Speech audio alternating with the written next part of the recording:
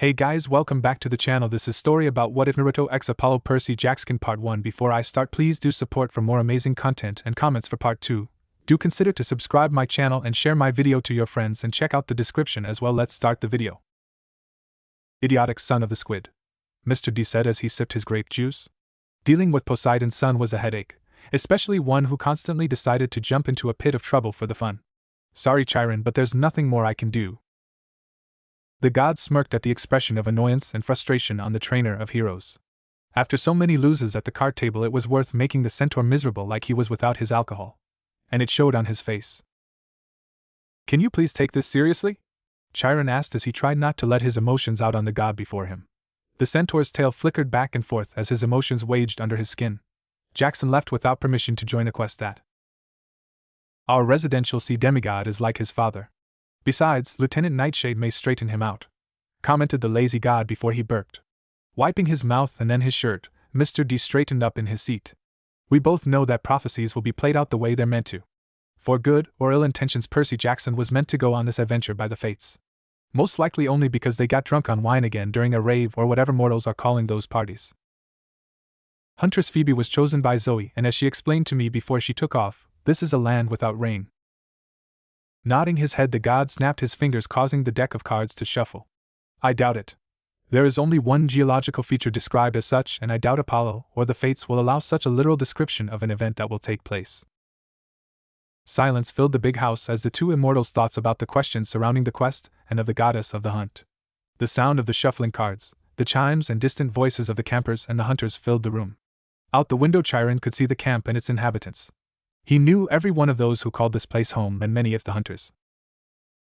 Perhaps I should go talk to our newest member, Chiron thought to himself in an attempt not to worry about what the future may or might not bring. Worried as he may be, he still was a teacher and a counselor for all that called the camp home. Or perhaps go check on the condition of Miss Phoebe. You have that look in your eye again. Chiron chuckled at the statement. Oh? So you want to go talk with our newest member? No. I will not deal with a brat that calls me wine dude. Flipping open another wine magazine, the god walked to the card table. You in? Not right now. I need to go see how our newest member is and on the condition our current resident in the infirmary is holding up, before the remaining hunters and campers get into another fight again. You go do that. Mr. D, Chiron said as he rubbed his temples to prevent a headache from forming. The god merely hummed in response to his name. Seeing that it would get him nowhere, the trainer of heroes went to go check on the situation with Phoebe's condition and then deal with another matters. Upon entering the infirmary, Chiron was pleased to see that his patient was awake. How are you doing, Miss Phoebe? Like the time I was humiliated by you back in the 13th century. She moaned as she shifted her weight on the cot. The older immortal gave her a small smile. You did not believe that I was a capable teacher then. I do recall that Artemis did try and warn you not to let your pride blind you. Reaching down, he checked her temperature and vital signs. You're lucky that there wasn't enough time for the blood to seep in more than it did to your system. But it's okay, right? I was a part of the prophecy, and I was lost the land without rain. Shifting his weight caused Phoebe's eyes to widen then fall. I see who was my replacement. The horseman coughed into his fist.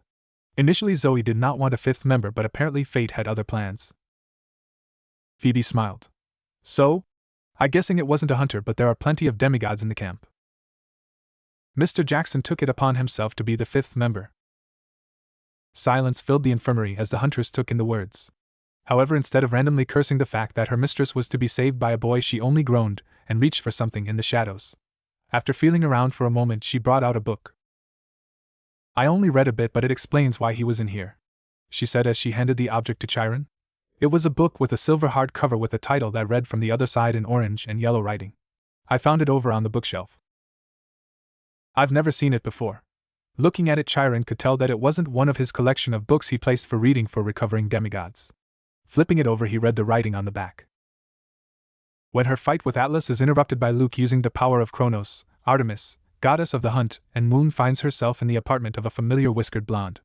Low on power, badly hurt, and possibly being hunted, the huntress decides to hide inside the most unlikeliest of places, Naruto's soul. Only one problem, she isn't alone in there. The amphitheater was filled with chatter as Chiron stood next to the fire. Thank you all for waking up so soon and joining me here this morning. Seeing that he had not gotten any attention yet from the campers, he looked over to Mr. D for help. Finding none, he was about to yell out when the fire burst 30 feet into the air, causing all present to be quiet. Seeing that he had the attention of all those attending thanks to a certain goddess hiding by the hearth, Chiron once more addressed the crowd of demigods and hunters. Thank you for paying attention. Miss Phoebe, who is still recuperating from her predicament, has found something interesting that I will be sharing with you. Does it have to do with that book? Asked Nico as he yawned. Mr. D answered with a bored tone. A book. Wonderful, perhaps next time a talent show so I can heckle you lot? Not a bad idea. The talent show, not the heckling. But yes, a book. It seems that the fates wanted this to be read to all of you for some reason or another. Seeing that it was time for breakfast soon, I chose to start now. Muttering and groans came from the campers who liked to sleep in. But seeing no one speaking outright, the old trainer opened the book to read. From the other side. Chapter 1. Clang, crash, crock-a-boom, clang, clang. Atop a blackened mountain, several figures could be seen locked in combat, as a massive dark fortress seemed to be slowly building itself around them. A young girl with pitch black hair, wearing punk clothes, and wielding a spear and shield fought against an older teen boy with sandy blonde hair with an odd dual-colored sword. Several members of Ares' cabin cheered, much to the discomfort of those related to Luke, or were close to him. Travis Stoll glanced at the closest son of Ares. Do you mind? Nope, said Mark as he hollered louder. Another girl with similar black hair, a silvery hunting outfit, and a silver circlet on her brow was crouched next to an injured and bound blonde girl, shooting an expertly made silver-lined hunting bow towards our main focus. Go Zoe!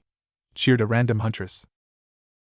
A seemingly young girl with auburn hair, silver eyes, and lightly tanned skin littered with cuts that oozed golden blood struggled to support two silver hunting blades as they blocked a massive bronze javelin. Said javelin was wielded by a tall, excessively muscular man wearing golden Greek armor with an arrogant smirk. These were Artemis, the goddess of the hunt, chastity, and the moon, and Atlas, the titan of strength and endurance respectively. This time the vast majority of the campers and hunters cheered as the two combatants were named.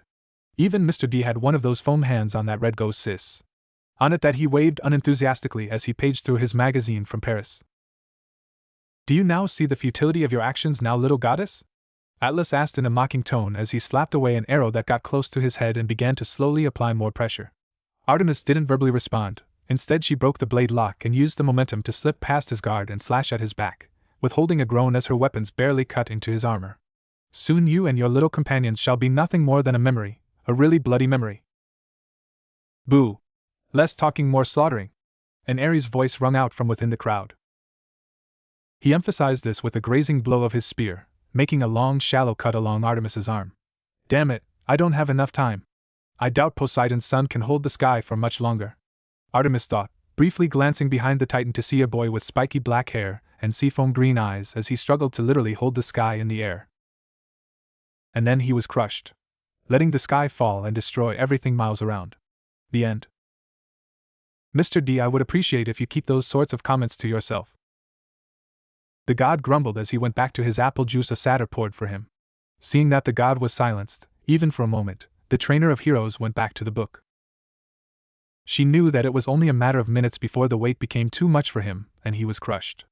The goddess of the hunt was snapped out of her thoughts as she instinctually dodged out of the way of a jab that would have skewered her torso.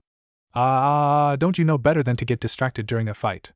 But of course, what would a pathetic woman know of real fighting anyway, Chiron winced as waves of anger filled the air as the female members of the crowd glared with red eyes burrowing into him as he focused on the book. The few unfortunate boys who were closest to hunters or daughters of war found themselves needing new undergarments from the anger radiating next to them. Even the daughters of love, though admittedly they were not known as fighters, were pissed at the statement made by the Titan. Oh my, did I hurt your feelings? Are you gonna cry to daddy now?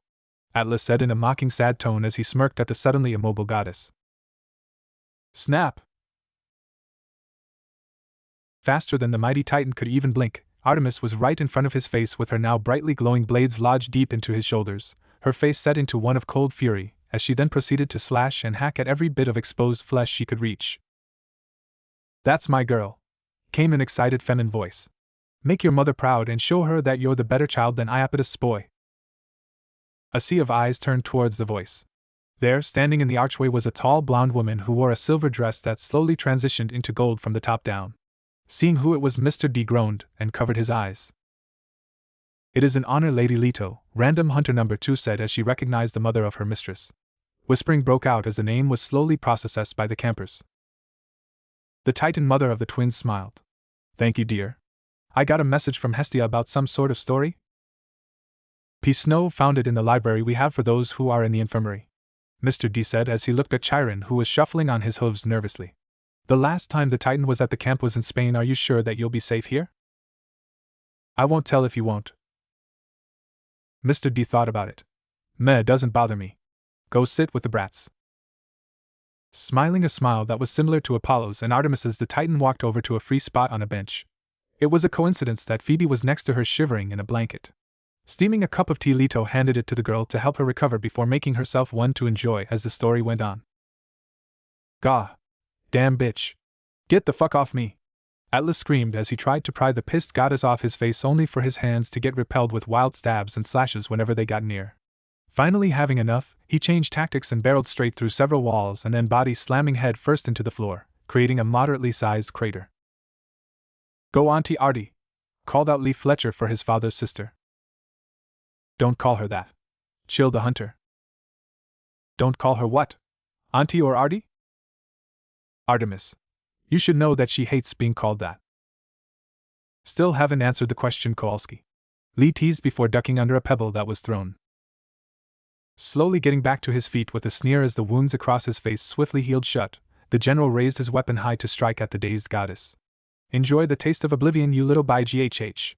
Atlas was cut off as a single silver arrow lodged itself into one of the still healing wounds on his hand, causing him to lose his grip on the javelin as it fell to the ground with a clatter.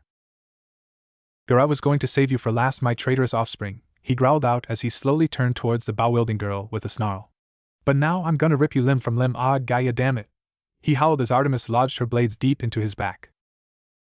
"Wait, Zoe is his daughter? That means that she..." Castor shushed his brother before he could continue his sentence. "None of that, bro.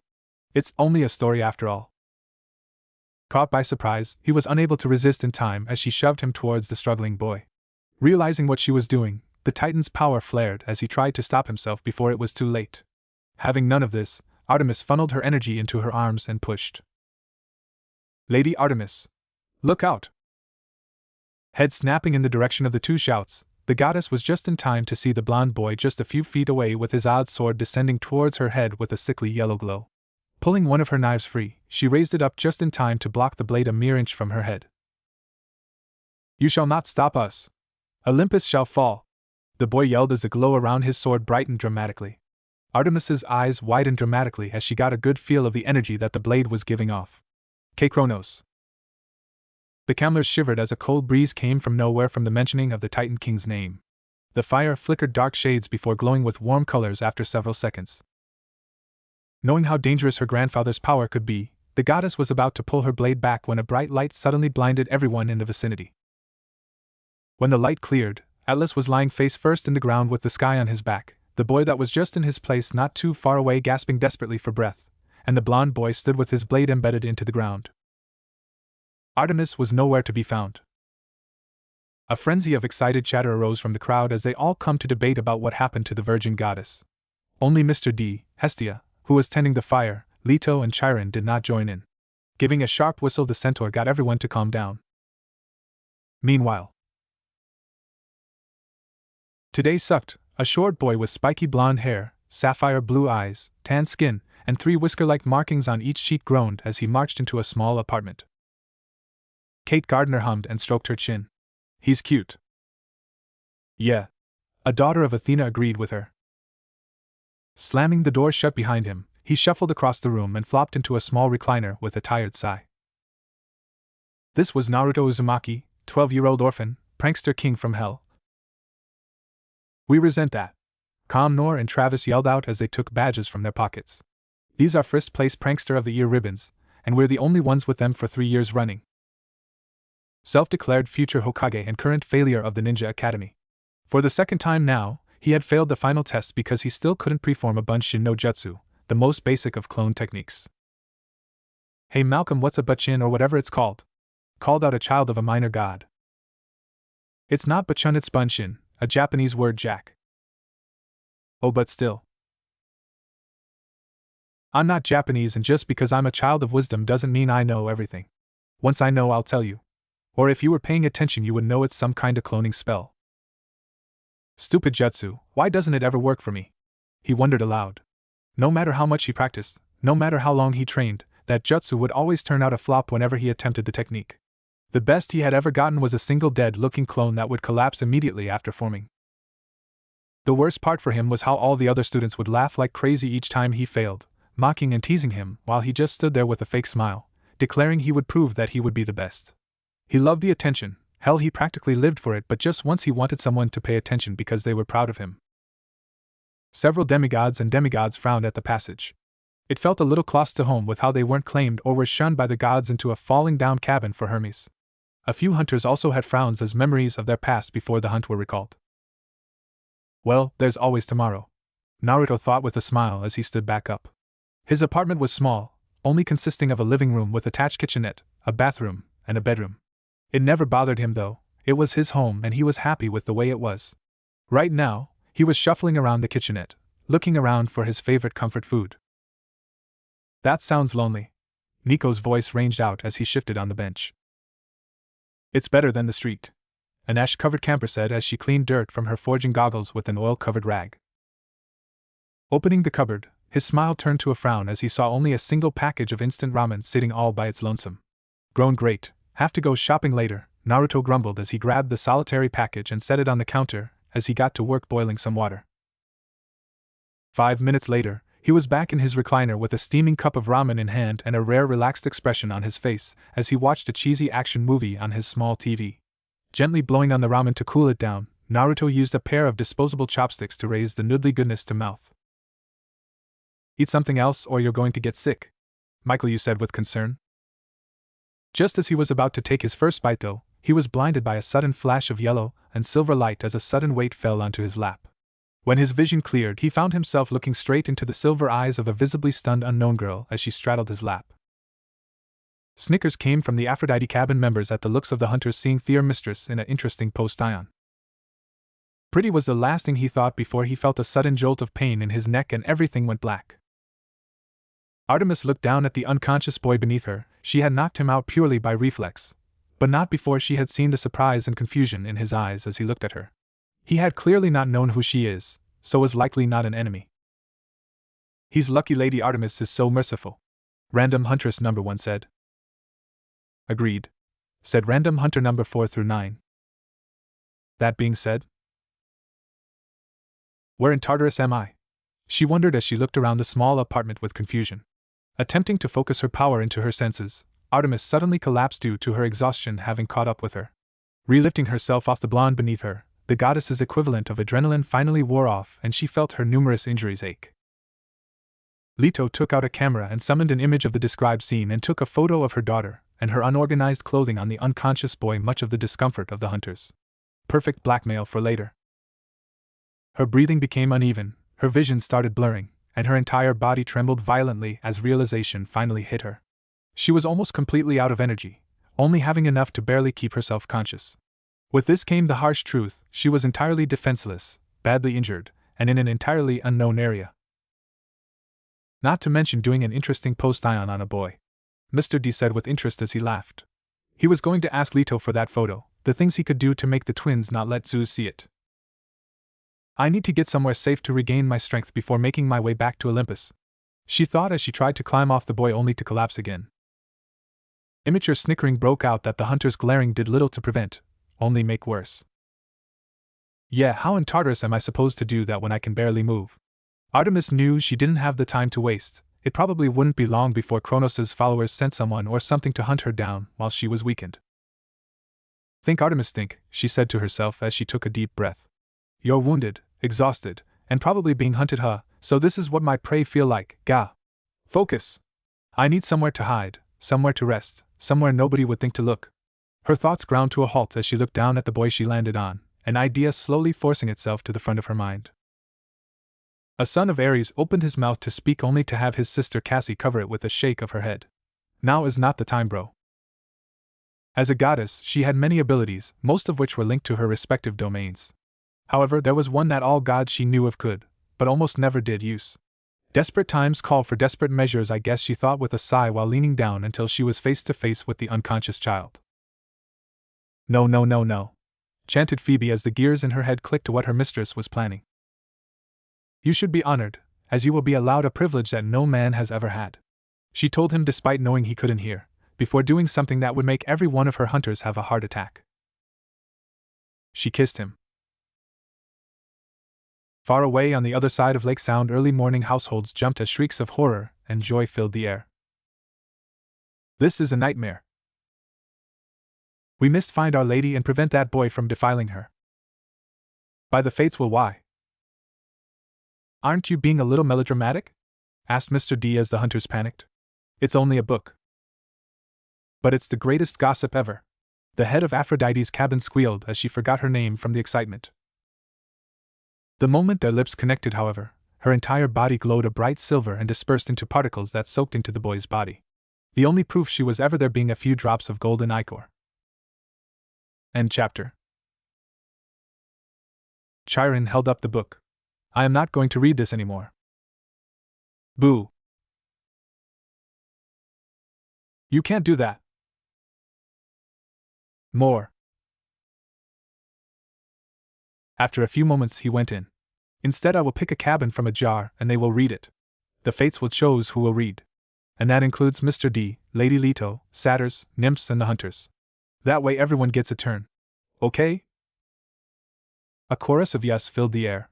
Seeing that there was an agreement, Chiron had a nymph go collect a fish bowl with strips of paper that had the names of all the cabins and aforementioned individuals on them. Ask for the crowd, Chiron dispersed them. Go eat, and then reconvene here in 1 hour for more. Mr. D, no, you cannot remove your name from the bowl. Breakfast was chosen as the campers and hunters rushed to sacrifice to the gods and eat their food. It brought forth a smile to the resident god at all the madness unfolding. Apparently the story was a far larger hit than what Chiron thought would be, as multiple individuals had come up to the table begging for more sooner. It hadn't been 20 minutes and already it feels great. The god thought to himself as a platter of scrambled eggs went flying all over. He could see his aunt covering her eyes as the disaster unfolding. Oh, there goes all the juice onto that poor gal's jacket. Cranberries are evil stains on white. The only individuals that were engaged and enjoying all the choice around them were his sons and a daughter of Eris, of which the later was as giggly as a dog with its favorite ball.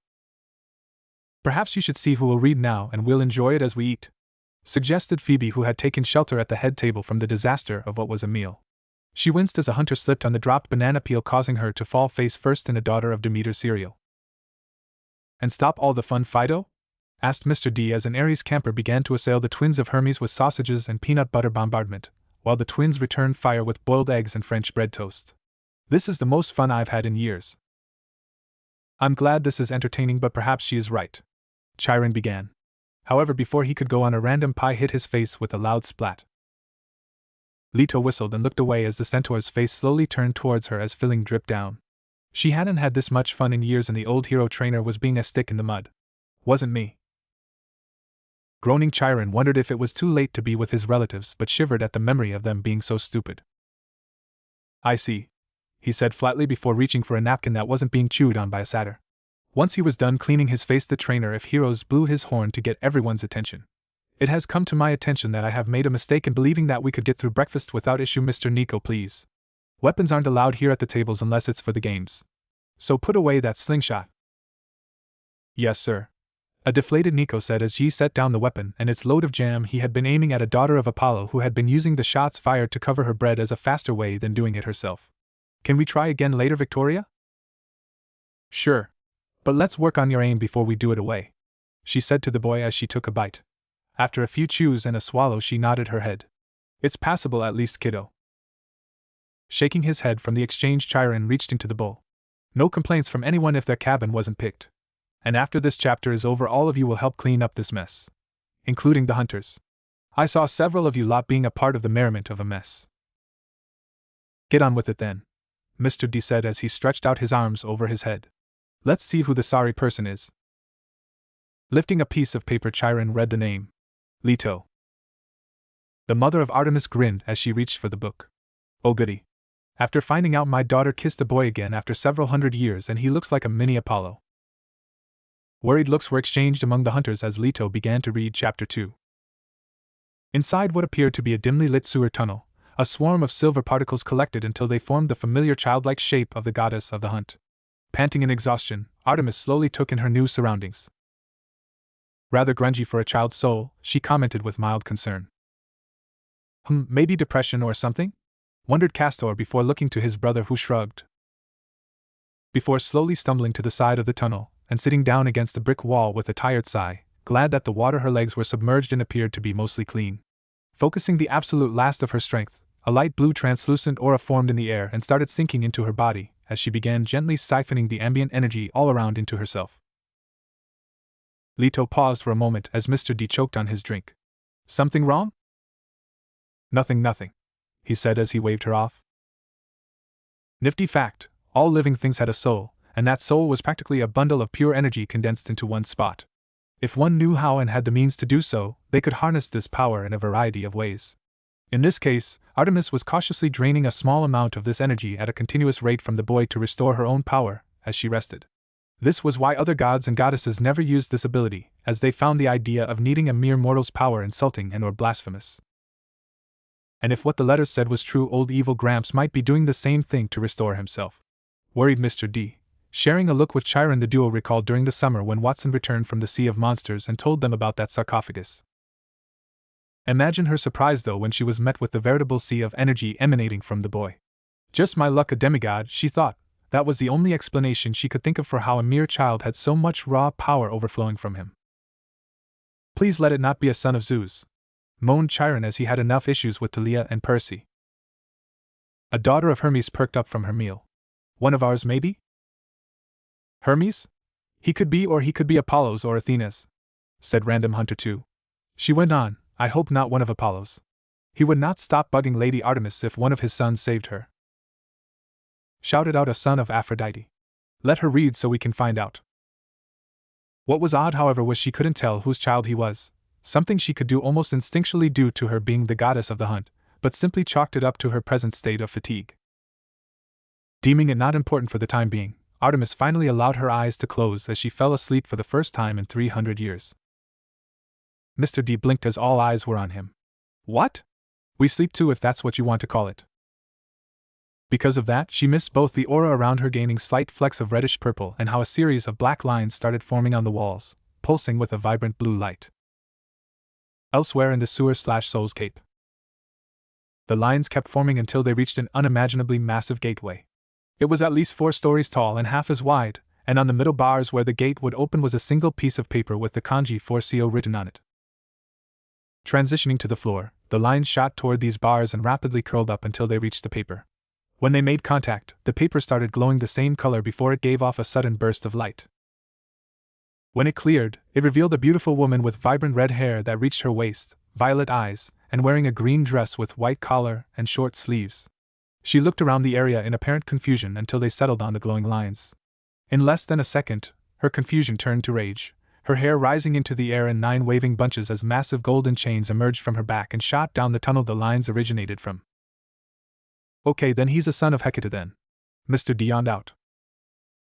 Chiron hummed as he looked at the illusion that appeared that Leto made to show the woman. Are you sure?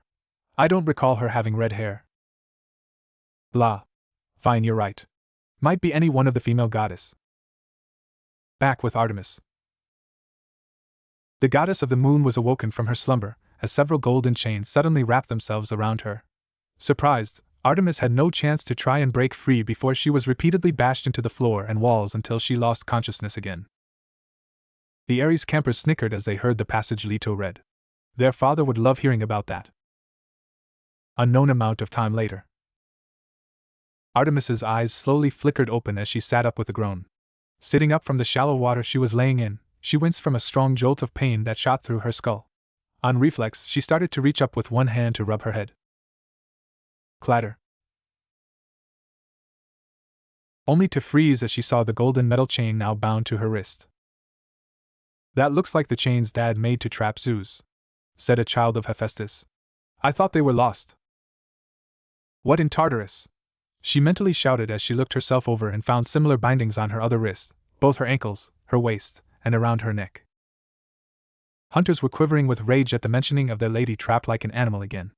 After all, wasn't there a quest to save her, and here they were, listening to the mother of their lady read out love she was chained inside a boy's head or mindscape. To calm themselves, they went back to their meals to try not to do anything irrational. Following the chains with her eyes, she was just in time to see a red-headed woman as she finished wrapping the ends of the chains around the bars of a massive gate in an extremely complex pattern. When she finished, the chains gained a slight blue and red aura before returning to normal. Turning around, the redhead's violet eyes locked with hers before a vicious grin crossed her lips. Well, look who's finally awake," she said in a mocking tone as she slowly approached the restrained goddess while loudly cracking her knuckles. "Now, little miss," she grabbed Artemis by the collar and hoisted her to eye level. "And yet she says she is a goddess. More like a daddy's girl who loves cookies," mocked Mr. D before he lazily blocked several silver arrows. "Lady Artemis is not," Phoebe began before being cut off by Mr. D. "Hestia's cooking and her wishes to Dad." Leto nodded. "She does love cookies. Not as much as my cooking, but a parent's meal made from love is the best."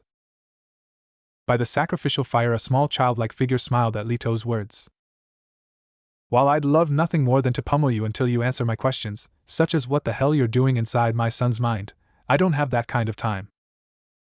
As if to prove her point, her body began flickering out of existence for a few moments before stabilizing. "But given how you were sucking up Naruchan's chakra like a leech, I can guess you aren't here for good reasons." Artemis tried to speak but was unable to as the woman's grip tightened drastically around her neck. "Not only that, thanks to you I won't ever be able to see my baby boy once he's older. And that really pisses me off, Tabane." "So not a goddess," Malcolm said as he blinked, his mind racing with new questions based on the new information. Nico, however, was not as interested in the campers' and hunters' curiosity to Naruto's possible parentage as he was with his drink. Well, he was interested in one thing entirely different in the passage. "What's chakra?" "Something to do with energy in the body combined with the soul," said Random Hunt S number 6. "I read something about it being in India and other Asian cultures, I think." "All I want is that woman to let her go," Kowalski said with a huff. All Artemis could do was choke out incoherent noises as she grasped desperately at her throat, her face beginning to pale. "But given that I can't kill you, and trust me I tried many times while you were out cold."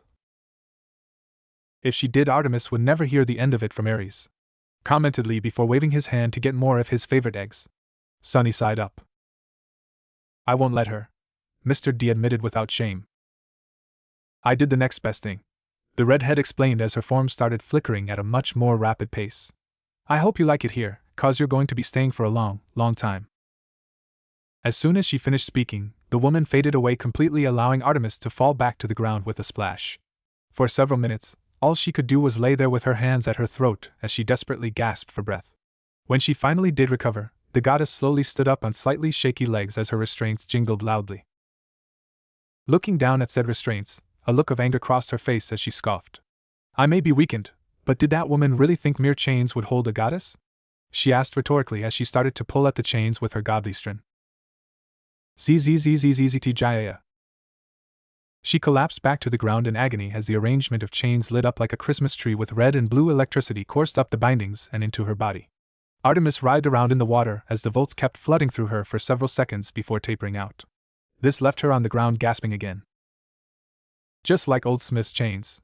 Must have absorbed some of Dad's energy, and now it's electrifying," thought Mr. D as he took a sip. Leto had a worried look on her face at the knowledge her baby girl was stuck. But she pressed on with the story regardless. "I guess those mere chains are more problematic than you thought, huh, goddess?" A booming voice called out, saying goddess in a mocking tone. Turning her head towards the source, the goddess of the hunt's eyes widened dramatically as she saw the massive creature on the other side of the bars. "Please let it not be another issue we'll have to worry about," Travis said. It was a giant fox with blood-red fur, equally red slit-pupilled eyes, black markings around its eyes and mouth, and 9 long tails. A deep growl emanated from its throat, causing the whole sewer to shake.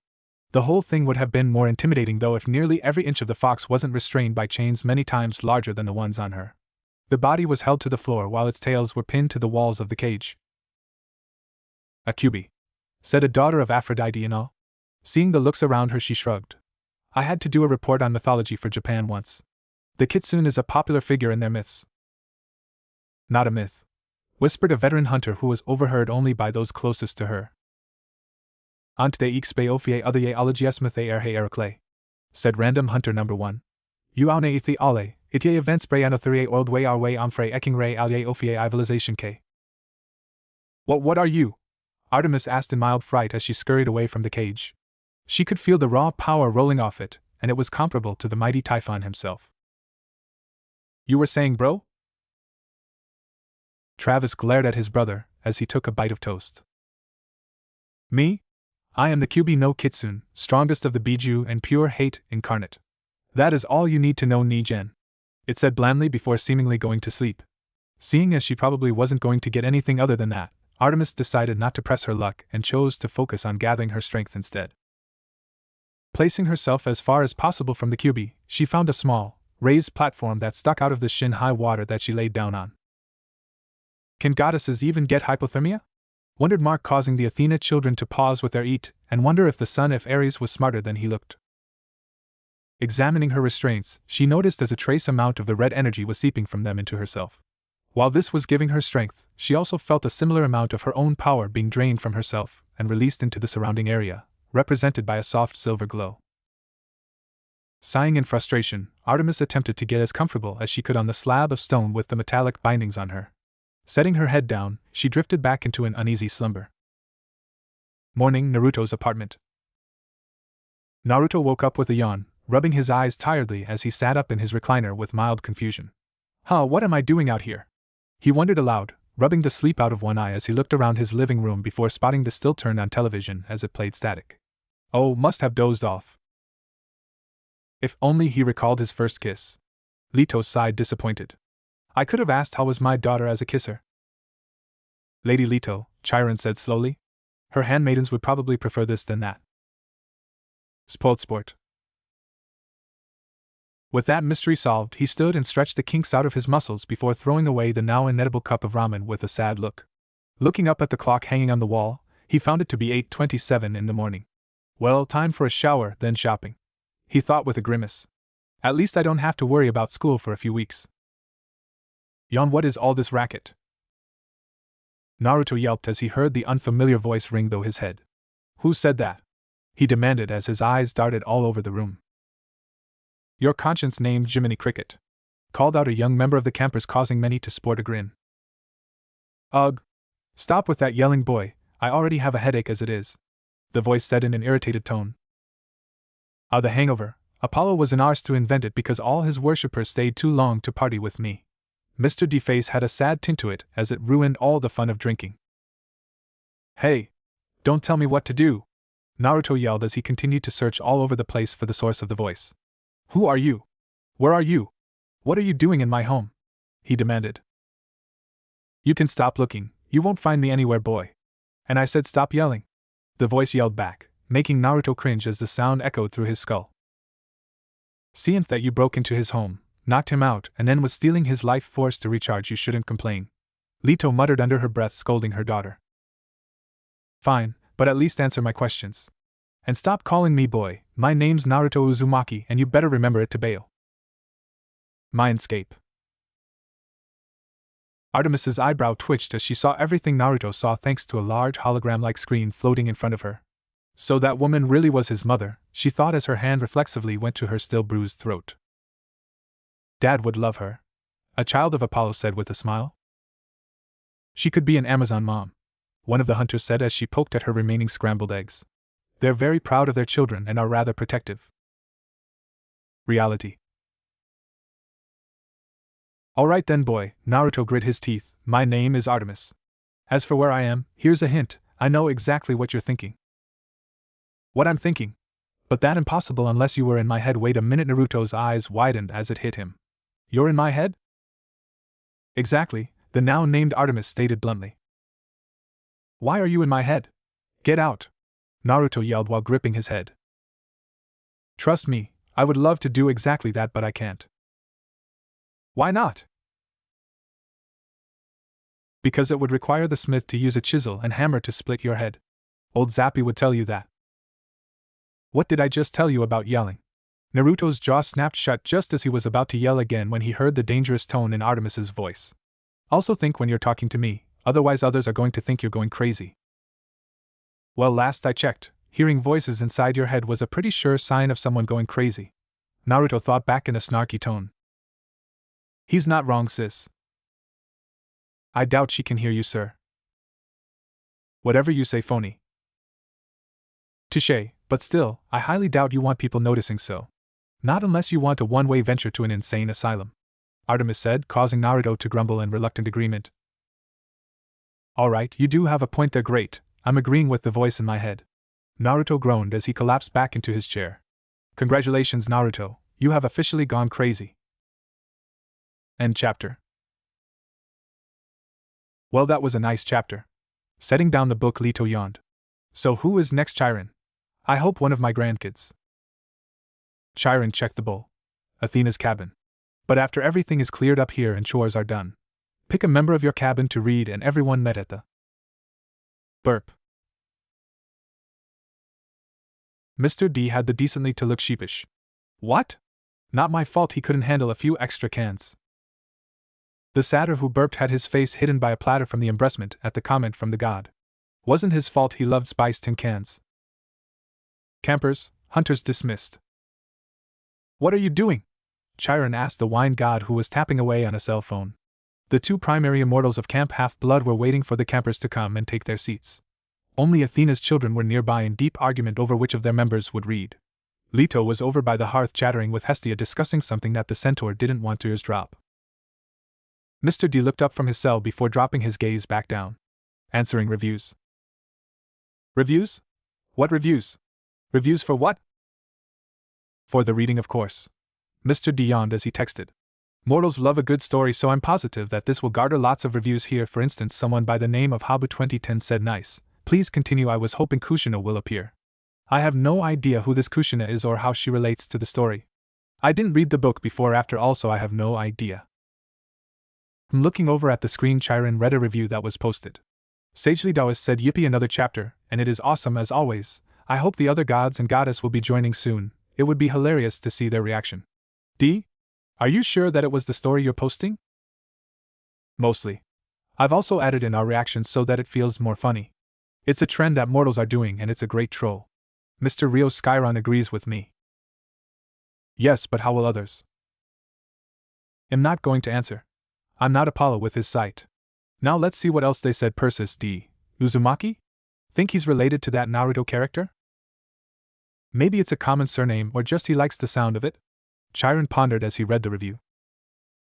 Or a child of Sunspot. Listen to this, are the original chapters this short, or are you cutting them down? If the former, then wow, I remember them being a little longer. If that's not Apollo's farsight ability, then I'm a character in a story. And myths do not count. Whoever it is should know we're reading it from the book. Mr. D, please don't upset the mortals. They are trying to get a better feeling of the story. Well, he should be happy that the hunters didn't read the next part. Oh, he enjoyed the comparison between the lady's chains and the ones made by my brother. Yes, we all enjoyed it very much. Groaning, Chiron settled in to wait for the third chapter. He didn't have to wait long, as Malcolm won the Athena cabin discussion to decide who would amongst their number. The demigod would get once Mr. D was done answering the reviews from the mortals, as the god was being rather touchy on the matter. Mr. D, we're all waiting on you. Oh, fine. There are more I'll have to look over once I post this chapter anyway. And now, 1 year later. Beep, beep, beep, beep, click. Boom. Snickered an Aries camper under her breath.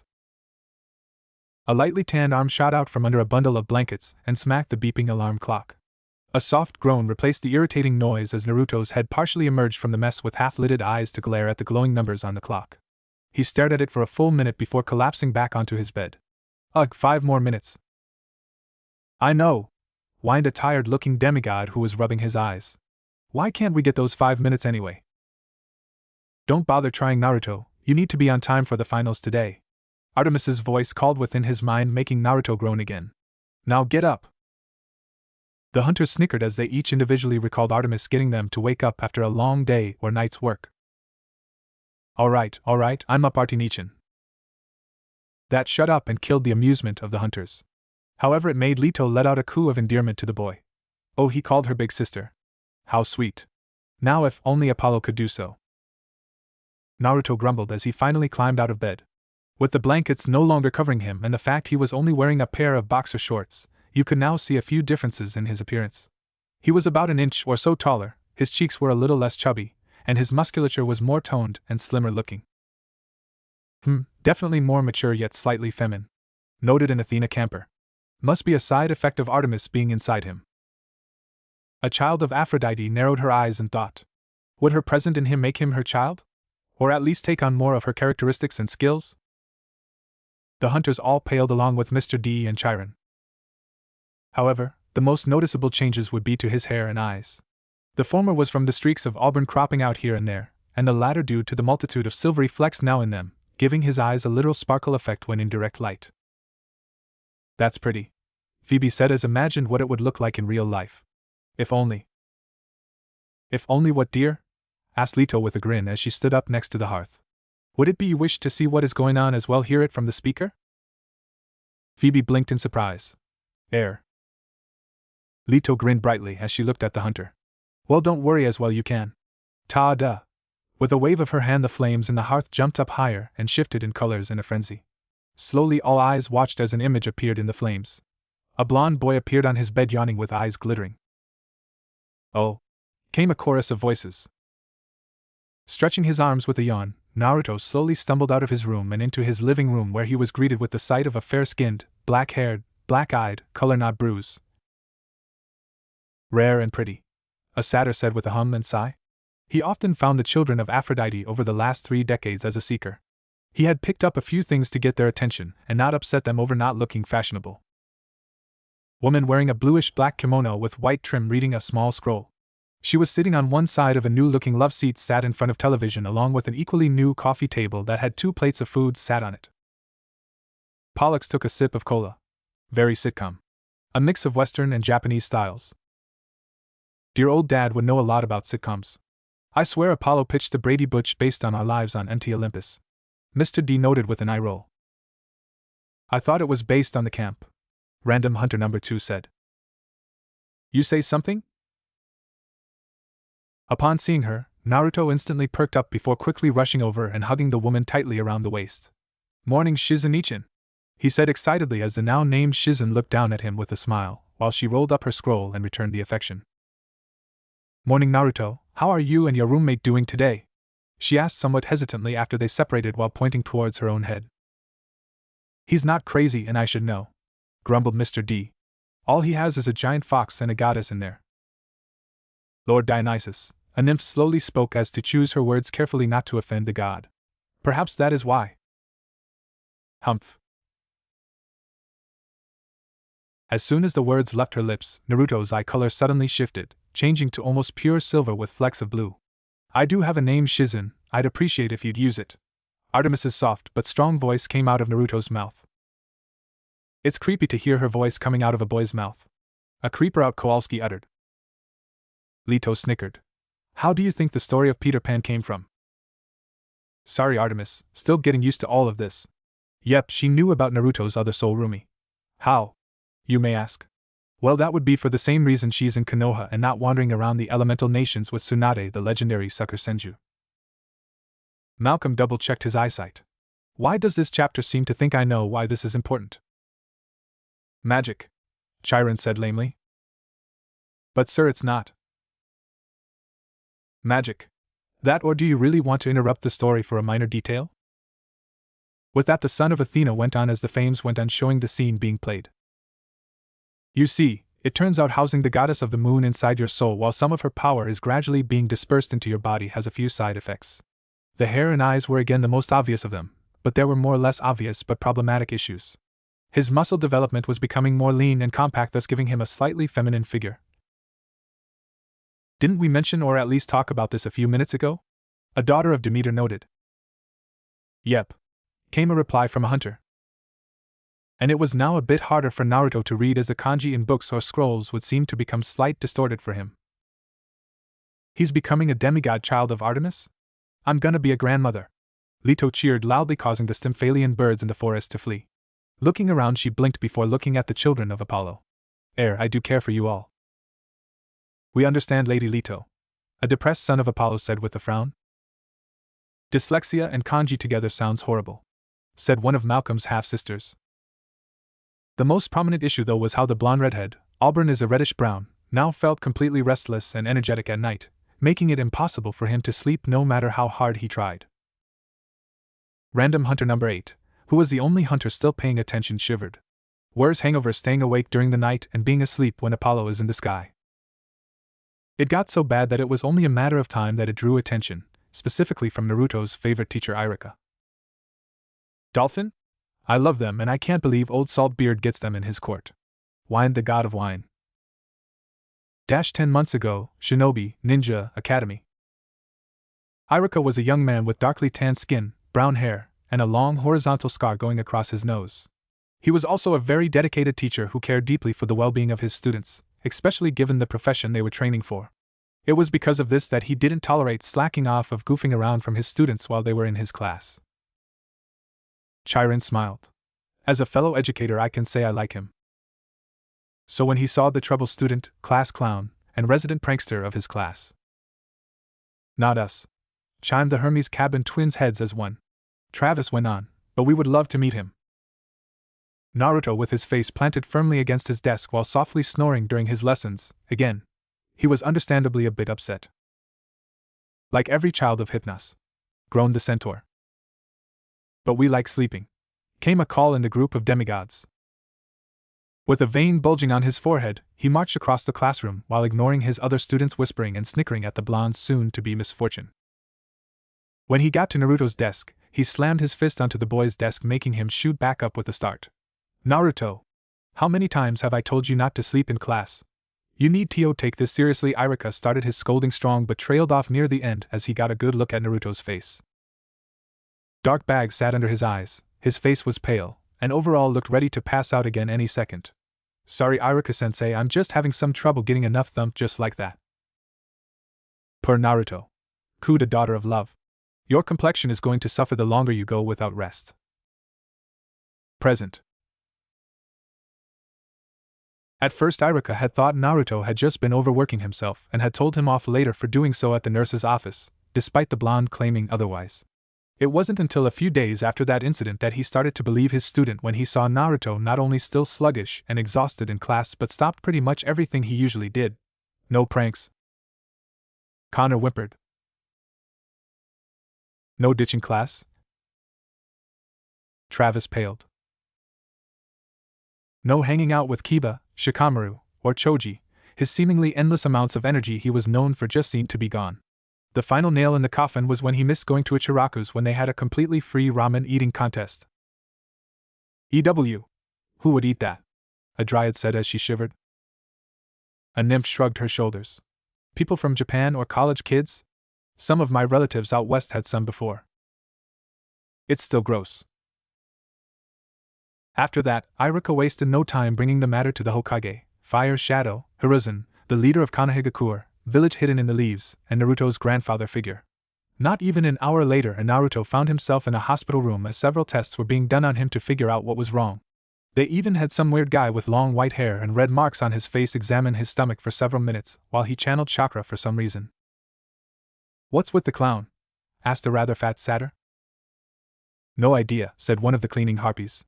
She had come to listen in to the story, and was happily munching on drumsticks dipped in hot sauce. So what the story? After several days of exams, questions, and observation, not only had they not been able to figure out what was wrong, but that is when they started noticing all the other little changes he'd been going through. With the case only getting more complex as time passed, and in his worry for his surrogate grandson's health, Hiruzen called the one person who could possibly find out the problem to come back to the village, one Tsunade Senju, also known as the world's best medical nin. Definitely one of Apollo's Deno says here her grandfather was one Hashirama Senju, one of the founders of the village, and her grandmother was Mito Uzumaki. Not a demigod. So is she related to Naruto? Asked random hunter number 1. No idea other than at least some kind of cousin if not some aunt. The big problem with that, Tsunade hated Konoha since her brother and lover both died while serving the village as shinobi. After their deaths she had left with her lover's niece Shizen while vowing never to set foot in the place again. However, Hiruzen wasn't known as the professor for nothing and had quickly found a way to force her back, by striking her where it hurts the most for gamblers. Like how Sue's punishment for you was taking away wine. Don't make me hurt you, Chiron. 8.5 months ago, Hokage's office. Hiruzen sat calmly in his office smoking a pipe, dressed in the official Hokage attire with a relaxed expression on his wrinkled face as he stared expectantly at the door. He didn't even flinch when said door suddenly exploded into pieces of wooden shrapnel that went flying, embedding themselves several inches into the walls, floor, ceiling, and furniture while somehow completely missing him. Standing where the poor innocent carved chunk of oak used to be was a tall blonde woman with sharp brown eyes locked in a glare, pale skin, a diamond tattoo on her forehead. Malcolm paused and looked at Chiron uneasy. Do I have to say the next part? Yes.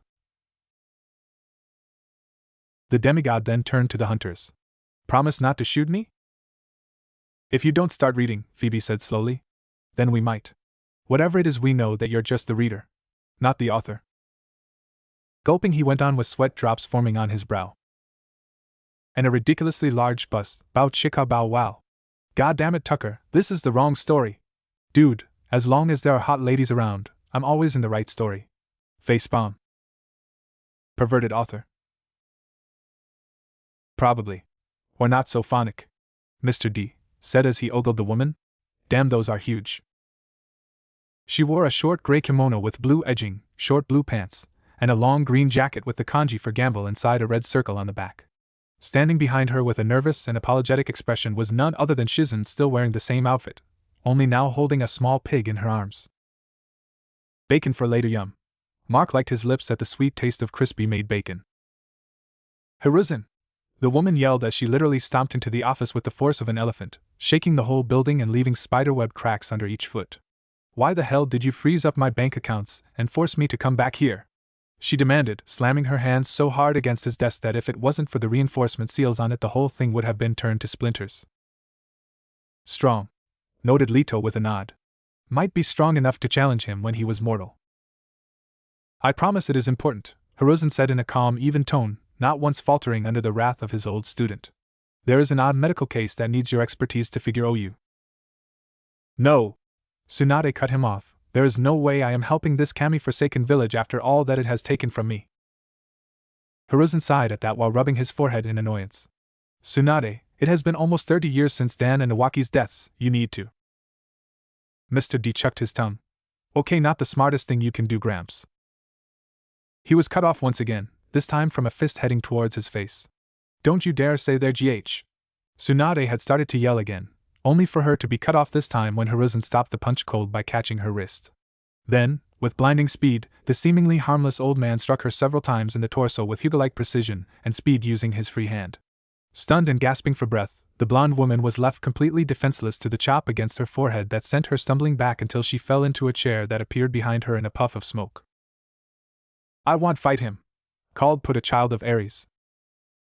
Please, you'll be bested faster than her, came the response of a hunter. Still do. Shut up. Stay seated.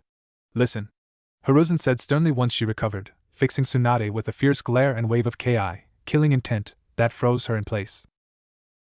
Nico opened his mouth with a wow. That old man was someone he wanted to become. He was like an elderly, experienced superhero. As I was saying, it has been nearly 30 years since their deaths. You've had more than enough time to mourn and move on, yet instead you are insistent on spitting on their memory with your self-destructive lifestyle. Don't even bother denying it, you know that is exactly what you're doing, he said, his glare hardening even further when his student tried to argue back. Deja vu with Apollo having to become a shepherd. Chiron recalled that conversation with the king of the Gids when he was looking for healing aid with one of his early students. The idiot decided to see what would happen if you... I was planning on just having you do this case and then be on your way, but your reaction at even mentioning it has changed that.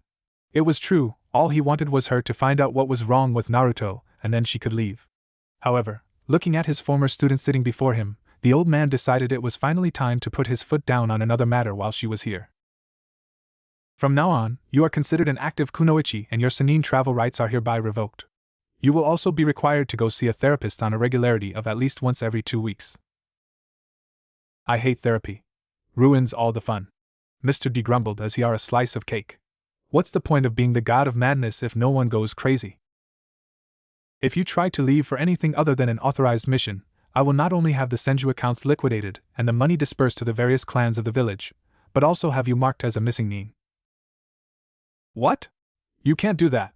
Tsunade screamed in horror as she stood up from her seat, only to get nailed right on her tattoo with a paperweight that knocked her right back down. "May you should have thrown the book," a son of the smith said as he cleaned his wrench. "I am the Hokage, my word is law," Hiruzen stated bluntly. "Or else you will face the might of my thunderbolts." Laughter over the sentence Nico said by accident make its way around the fire. Plenty of nature spirits and the immortals in the crowd found it rather on point with the king of the gods' behavior at times, making the woman growl angrily and grit her teeth, but she didn't move from her seat. "Now on to the case you so quickly rejected." Opening one of the drawers of his desk, the old man pulled out a manila envelope that he then tossed over to still pissed woman. Tsunade caught it by reflex, holding it in the air for a few seconds before reluctantly bringing it closer and opening it. Pulling out the small stack of paper inside, she quickly glanced over the contents of the first page before her eyebrows started twitching. "An insomnia case? All of this over a fucking kid having trouble sleeping?" she asked through clenched teeth. "What kind of doctor are you? Read the case file," yelled out Fletcher. "At first glance that is what it would seem, yes," Hiruzen said, "but I'd suggest you keep reading before allowing that temper of yours to get any hotter." Knowing there was no point in arguing at this point, Tsunade simply grumbled loudly while flipping the page. Her griping continued for a whole of 10 seconds after that before slowly tapering off as her eyes darted over the piece of processed wood. By the time she was finished with the third page, her anger had seemingly completely dissipated as she became completely focused on what was written with a raised brow while waving her apprentice over. "In Uzumaki, go figure, they always have the weird conditions, better yet at Jinchuriki. A foreign silver-colored chakra presence not from the Kyuubi, which according to the pervert is under even heavier lockdown than it used to be somehow. Shifting body tone, changing eye and hair color, and unusual brain activity. Okay, I'll admit I'm interested." "At least she's not some kind of pervert, or a male," a hunter slowly said as she stretched out on the bench. Present. After being effectively coerced into staying, Tsunade spent a day going over the various notes and test results before actually meeting with Naruto and doing some tests herself. Unfortunately, since she was still in a very bad mood from being forced to stay, she ended up making a snarky comment about the Hokage position while in the boy's presence. Given how Naruto aspired to be in said position, this went about as well as you could imagine. "Try us," came a dry response from the audience to the book. 8.5 months ago, hospital. It was the middle of the night, and Tsunade was standing over Naruto's bed with a clipboard, writing down some notes from the results of a jutsu she just used to scan the activity and chakra flow to his brain. "The Hokage position is a fool's job, for those looking for an early grave," the busted blonde said pessimistically after hearing the boy talk about how he would become the leader of the village. "Take that back, you stupid hag," Naruto shouted, looking and feeling a lot better now that he'd been able to get some sleep during the day. Looking down at him with a smug smirk, Tsunade leaned forward until she was face to face with the boy and said 2 words. "Make me." Chiron groaned and covered his eyes. "Tell me, why do mortals keep asking that? It's like you L9T have a death wish." "Damn it, where the hell is room 315 again?" Shizen asked herself as she wandered through the hospital with a large cup of coffee in hand. She'd been sent to fetch one by Tsunade and had ended up getting turned around in the large building. "Blame Athena. She wanted to make sure Hermes would have less time to make pranks," answered Leto with a scowl. It had even caused the Titan grief with how layouts were made to get one lost. After several more minutes of searching, she finally gave up and stopped a nearby nurse to ask for directions. "Oh, you want that boy's room?" The nurse, an elderly woman with fair skin but graying brown hair, asked with a disgusted expression, like she just heard or saw something disgusting. "Down that hall, take a left, 5th door to the left," she said quickly before hurrying away. The Apollo kids frowned and one even called out, "That's no way to treat a patient lady." Having been informed of her teacher's patient's other condition, Shizen had a good idea behind why the woman acted like that and had to restrain the urge to punch her. Instead, she just followed the directions she was given and soon arrived at the room she wanted. Upon entering, though, the cup in Shizen's grip slipped free and fell to the floor with a small crash as the raven-haired woman stared at the scene before her in shock. "Af. Get the fuck off me, you little fucking bastard!" Tsunade screamed, attempting to pry Naruto off of her chest while the boy gave her a double purple nurple. A moment of silence. "Ti a brave man who did it, ti a woman wig big old T." "Finish that sentence, boy, and you'll learn to sing higher than your counterparts in the all-boy choir next week," hissed a hunter. After that day, When the Umbu and medical staff who witnessed this told others of what happened, Naruto was unanimously declared the bravest person in all of Konoha. How Our Lady didn't stop him, I don't know, Phoebe wondered. Present. Once she managed to separate the two, and prevent Tsunade from turning her patient into a bloody smear. Thank you for that. I want my daughter and her host safe. Leto was enjoying the show and the reading as she sipped on tea Hestia to make up for her. Shizen introduced herself and managed to hit it off rather well with the energetic blonde. Naruto liking how Shizen was caring but also understanding, allowing him to get up and stretch his legs when he was feeling restless or simplifying things that he had trouble understanding. Meanwhile, Shizen liked Naruto for his blunt honesty and straightforward attitude. Naturally, it wasn't long until Naruto saw the kind woman as the sister he always wanted. Ah, cooed the ladies of the camp. Since then, she ended up acting as the mediator between him and Tsunade whenever they were in the same room. Whenever she left them alone, the two were at each other's throats within minutes. Ares and Irene, Eris and Harmonia, Zeus and Poseidon, listed Chiron on hid fingers. Zeus and Hades, or Hades with Poseidon? Chimed in Mr. D. In the meantime, Tsunade was able to figure out what was wrong with his sleeping issue after a few weeks along with other things. 6.5 months ago, Hokage's office. A second being also sealed inside of Naruto? Hiruzen asked Tsunade as he looked up from the report on his desk. While they noticed Lady Artemis, a dryad said in surprise. A cloud nymph nodded. Could it be because of how weak she is that they can notice? That makes sense. It makes the most sense. There is no other way that foreign chakra would still be circulating in his chakra system otherwise. Tsunade said, I even had the Gaki completely isolated from anyone but myself and Shizen for an entire week just to make sure nobody was injecting the stuff into him manually.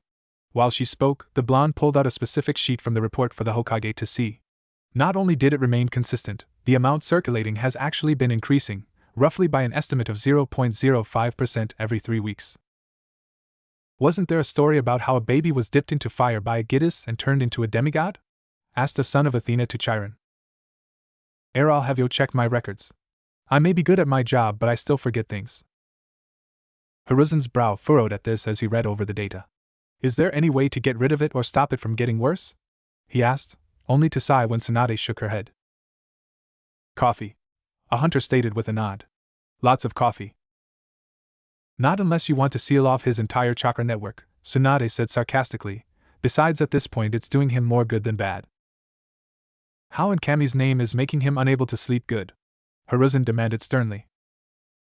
Correction, he is unable to sleep at night, Tsunade said with a smirk, making her sensei blink in surprise. Excuse me? Tsunade's grin widened at his baffled response. It wasn't every day one surprised the shinobi no Kami, god of shinobi. You heard me, he can't sleep at night. This silver chakra has altered the brain's neural and hormonal activity for sleeping, effectively making him nocturnal. She explained. It's actually a rather easy fix, just have to prescribe him a few meds for sleep. Chiron shook his head. Now if it were so simple for Hypnos or Morpheus children. Hiruzen continued to stare at her blankly for several seconds before finally responding with a tired sigh. I'm getting too old for this shit, what do we do next then? At this point, Tsunade finally lost her smug look, being replaced with a frown. Next, we find the best Yamanaka you have and have them do something really stupid. Bash him over the head? Asked an Ares camper lifting his mace. Leto's response to that idea was swift. No.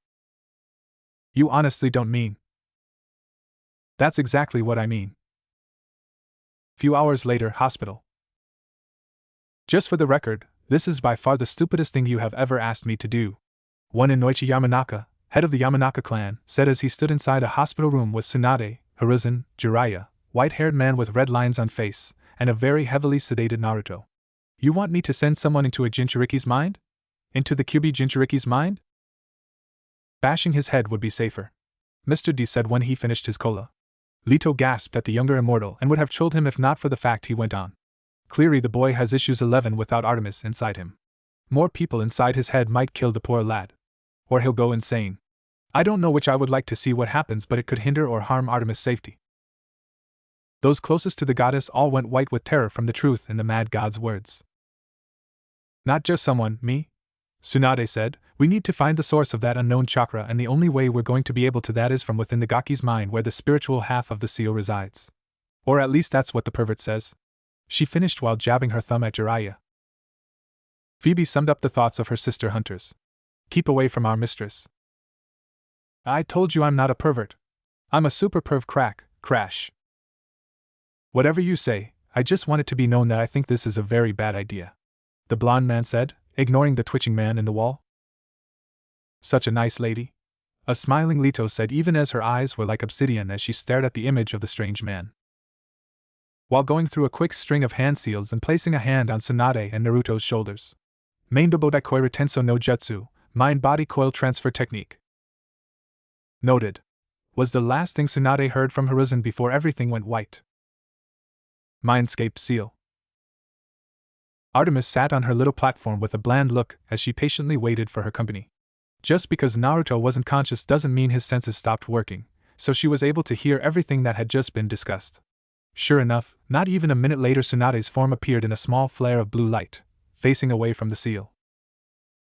The busted blonde stumbled slightly from disorientation for a few seconds until her senses stabilized, and she caught herself. Once she got her bearings, Tsunade quickly started taking in her surroundings. I've heard of having your head in the gutter, but isn't this a little extreme? It's a sewer, knit a gutter, and probably shouldn't say anything more. A son of Athena said as eyes turned towards him with annoyance. I had a similar thought when I first arrived here. The instant Artemis's voice reached the blonde's ears, Tsunade whirled around with her fists raised. Upon seeing the child-looking goddess on her stone bed with her golden bindings, the in-disguise elderly woman's eyebrow rose, but her stance never wavered. Nico raised his hand. Like how Miss Artemis appears as a kid when she's old? Don't say that again, kid. The satyr closest to him warned. Who the hell are you? Would you like the long version or the short? Present. Artemis told Tsunade her full story, figuring lying would get her nowhere at that point. Sadly for her, while the medic believed the part on how she got chained to the seal, the rest was considered pure imagination. Tsunade had ended up deeming her as the result of a split personality that had fully developed into a different person, with her unique chakra being simply an unusual mixture of Naruto's and Kyuubi's. Spilled personality, my foot, muttered Mr. D as he felt his Roman self nod with agreement. On the plus side though, she was deemed not a threat and Naruto was released from the hospital with some meds to help with his sleeping issue. Though it did come with the condition that Shizen check up on the duo regularly, something Naruto was really happy about and Artemis didn't mind much. That's nice, Malcolm said before going on. That is understandable, but I would still prefer if you referred to me by my name, Artemis said plainly before Naruto's eyes reverted to normal. Blinking a few times then squinting slightly, the blonde's hand quickly rose to rub his head while an annoyed groan escaped his lips. Would you please warn me before you do that? Gives me a headache from hell when you don't, he mentally grumbled. Oh, it isn't that bad, now quit your griping and hurry up, unless you want to be late, Artemis said back, making Naruto snap to attention. Oh crap. I almost forgot, he shouted, grabbing his plate and quickly wolfing down the contents. He then ran into his room and swiftly changed into his usual outfit, only now having a pair of dagger holsters that hung empty around his waist. Rushing back out, he gave Shizen another hug before heading for the door. I'll see you later, Shizen-ichin, Naruto yelled with a wave. Of course, Otuto, don't forget the deal, Shizen called to him, getting a thumbs up from the whiskered blonde just as the door closed. Those who had to go to school during their time away from camp grumbled. Why didn't they get immortal reminders to go to school? Said deal was simply, if Naruto could do well enough on every other portion of the final ninja exam, then the third would excuse his inability to do the Bunshin no Jutsu and allow him to graduate. It was an idea proposed by Shizen herself after seeing how badly the boy struggled with chakra control thanks to his much larger than average reserves of chakra. Even with all the usual glares and dark whispers around him, Naruto didn't drop the smirk from his face as he rushed through town. He was confident he could pass this time as both Shizen and Artemis had given him tips on physical practice, and while he was still terrible at written tests, Artemis could cover for him there thanks to the mass amounts of studying she had done through Naruto while trying to figure out how to get back home. No, and did I say no? Malcolm threw the book down with disgust. That's cheating. Chiron also looked uncomfortable. As an educator, I must agree with you, Malcolm. The boy should pass or fail on his own abilities. But Artemis is renting out his head, Travis pointed out. It's only logical she pay her rent for staying there. Are you saying Our Lady, who is a goddess, should pay rent to a mortal? Snapped Random Hunter number 5. Soon the debate over the morality and ethics of having Lady Artemis help Naruto filled the theater with a chaotic chorus of voices. On one side was Chiron, the hunters and the children of Athena. The other was the children of Hermes, Apollo and Ares, with Mr. D adding his voice to counter Chiron. A small voice tried to calm the demigod's argument, but was more focused on making sure the flames didn't reach out and harm anyone from the strong emotion being projected. It was a satyr who finally got everyone to calm down and convinced Malcolm to finish the chowder even with a few arrows to the butt by an aggravated hunter.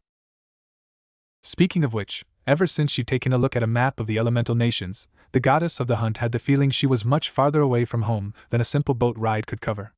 This feeling was further cemented when Artemis was unable to find a single recognizable constellation in the night sky the entire year she'd been in this situation, and given she was responsible for making about 2/3 of them, that was a very big deal. You're just outside the western claim. Probably once you recover you'll find your way home easily, commented Mr. D. She knew there was the possibility of other worlds. As a goddess, the impossible for most was a very real possibility for Artemis, but never in her long life had she or any of her siblings had ever actually gone to one before. The likelihood that she was actually trapped in one of these alternate worlds only became higher and higher as each day passed as she learned more about her current surroundings. Mr. D asked a worried hunter. Nothing to worry about. She's just confused, that's all. A claim backed by his calm face made everyone relaxed. However, the god was panicking at the loss of Artemis from the plane of the gods would bring. How will his Wine County grapes survive without her to prevent wildlife from eating them? Back to topic, Naruto finally arrived at the academy with some time to spare, so he slowed his pace to walk as he entered through the main doors. Passing through the various hallways, he soon found himself inside the familiar classroom he'd been educated in for the last year. Half the seats were filled already, but with a quick glance around the room he spotted his lazy buddy Shikamaru at one of the back seats already asleep. The child of dreams nodded in approval of this Shikamaru. Sleeping is good.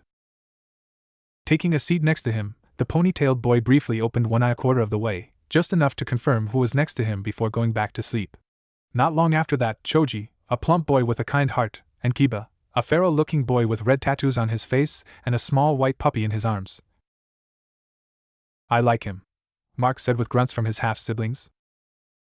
Arrived and took the seats on Shikamaru's other side and in front of Naruto respectively. Then just 5 minutes before class started, Sasuke, a broody angsty boy with hair shaped like a duck's ass, showed up with an irritated look. That irritation was soon explained as a group of girls followed in from behind him and repeatedly professing their love for him. The ever-dreaded fangirls, led by Ino, a pretty blonde girl, and Sakura, a smart pink-haired girl and Naruto's crush. Pink hair? Girl, that's not good on you, said a daughter of Aphrodite. And that Sasuke? He needs a real gal. Not you then. Connor snickered before choking as his clothes shrunk on him. As soon as he arrived, Sasuke shot across the room and took the only unoccupied space with no opening around it, which happened to be right next to Naruto. This caused the horde of hormonal girls to groan as one while slowly dispersing into their seats, with some occasionally sending glares at the whiskered boy like it was somehow his fault. Having dealt with worse all his life though, Naruto was easily able to ignore the angry looks as Iruka walked into the room and gave his usual speech before quickly passing out the written portion of the test with his assistant Mizuki. Looks like you're up, Artie-nichan, Naruto thought as his eyes switched to silver again and he raised his pen. You may start your test now. I'm done with this. Hey, who wants this next? What's he saying? A child of Athena asked a hunter who was next to her. The hunter listened to the god before replying. It seems like a reviewer asked in Spanish if they should tell us he has his own video game saga. Oh. Mr. D, Leto slowly stated as she took the phone from the younger immortal. Perhaps you have been reading the reviews too long. But Mr. Ragnarok isn't interrupting the next chapter of the story. Leto shook her head before looking at a dot of Demeter. Miss Miranda Gardiner, would you please read the next chapter? The daughter of Demeter nodded and took the book with a small smile from Malcolm. As she did so, Leto took a peek at the reviews and got a kick from a few of them. Oh, XXX 777, no spoilers please. We don't want to ruin anything after all. From the other side. Chapter 4. A solitary target swung through the air in an erratic pattern between several trees. It was held up by a thin, almost invisible wire that lightly glinted in the sunlight. The target itself was just barely the size of a person's palm with the 3 separate black and white rings. Whoosh thump. And now had an arrow embedded deeply into it that pinned it to the tree it was tied to, just missing the bullseye by a few centimeters. The children of Apollo and the hunters of Artemis clapped their hands in approval of the shot.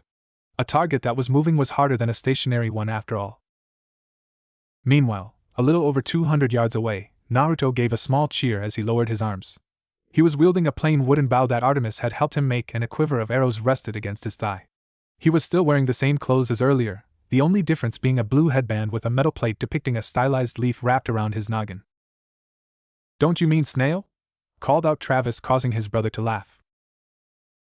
"You're improving well, but you still need to work on lining up your shots faster," Artemis said, her voice stern but with a bit of pride edging it. "Coming from Our Lady, that's high praise to a boy," said Phoebe with a flat tone. Naruto just grinned brightly at that, used to her half-compliments. Besides, he was still in a good mood from passing the final exam yesterday. The children of Athena all frowned at the news that he pasted. "That's the understatement of the century. Remember when you first tried to teach me archery?" he asked with a grin. "Humph, how could I forget? You missed your first shot by a mile, and the arrow somehow ended up hitting that annoying old pervert right in the ass," Artemis said with a chuckle while Naruto burst into laughter. Grins and giggling poured out of the hunters' mouths along with the female campers and Leto at the news of his first shot.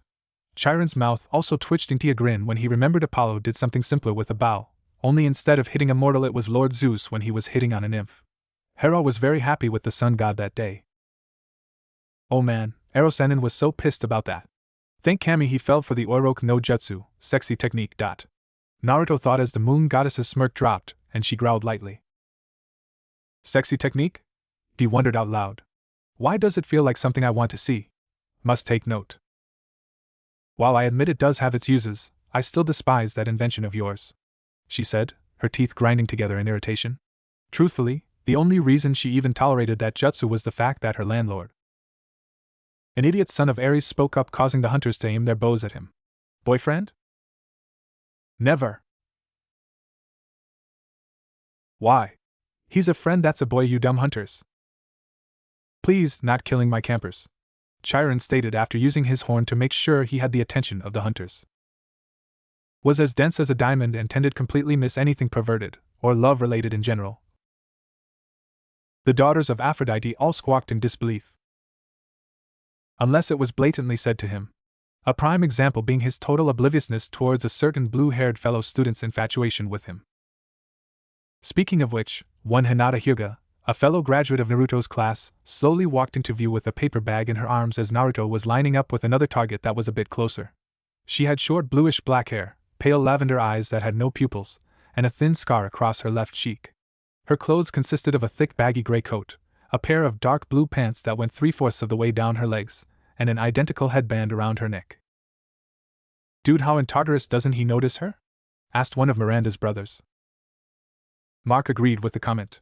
"She's cute." The short blonde only noticed her arrival after he'd fired again, and was reaching for another arrow. "Oh. Hey Hinata-chan, you're early," he said exuberantly, slipping his arm through his bow so the string rested against his chest and the body against his back before pulling the girl into a one-armed hug. About a month ago, Naruto had been training in this same area when he had heard a branch breaking behind him and shot at it on reflex. It was fortunate that his aim had been off on that day, as it was Hinata who had made the noise while stocky observing her crush. "She might be one of our sisters," a son of Aphrodite stated, causing eyes to turn towards him.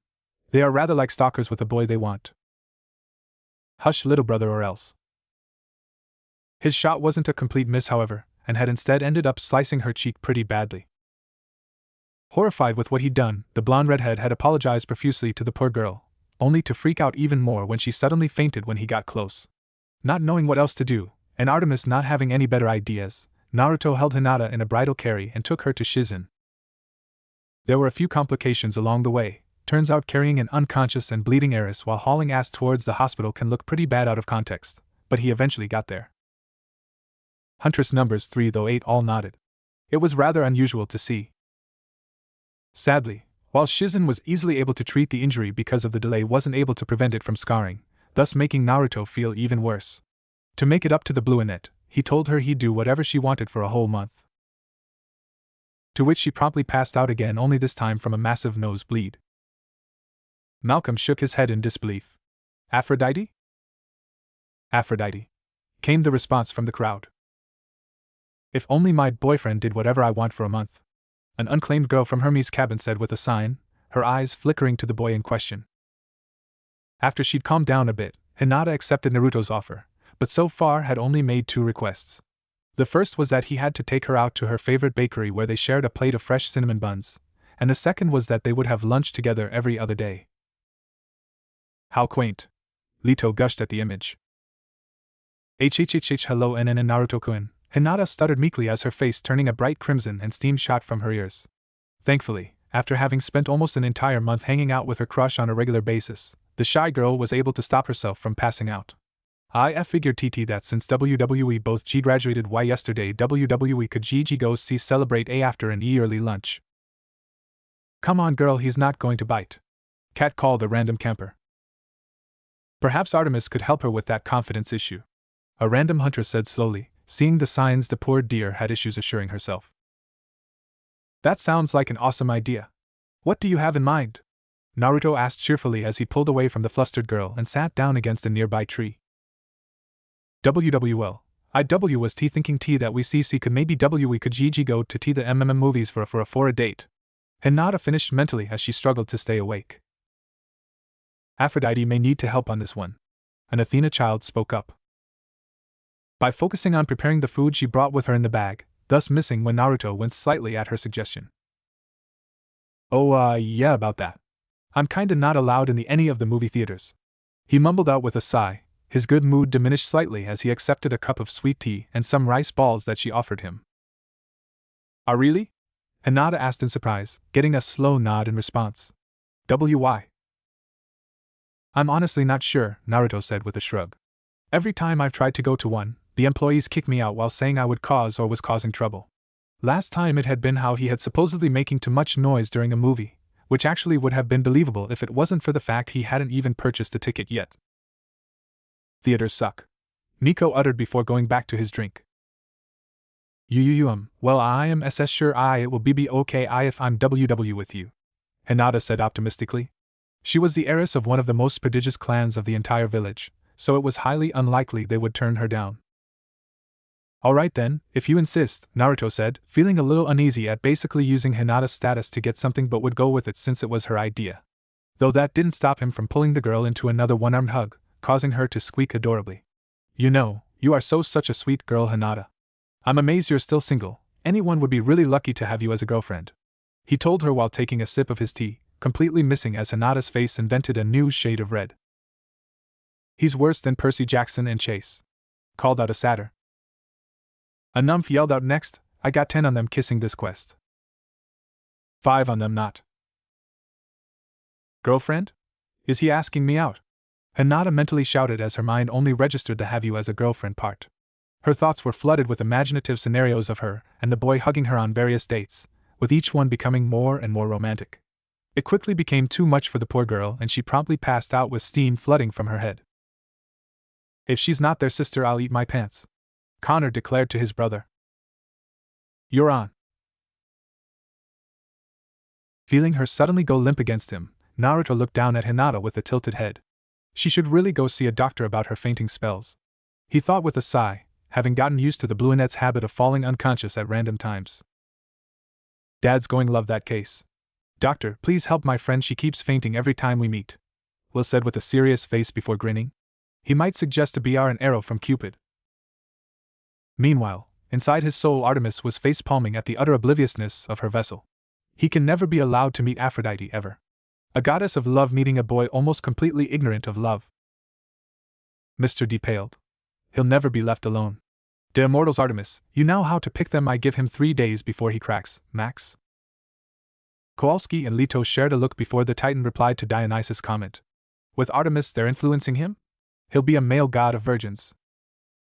Far away a certain goddess of love felt a disturbance in the force causing her to spill her drink on her new dress. Yeah, her fellow Olympian would stop at absolutely nothing to ensure he was properly educated.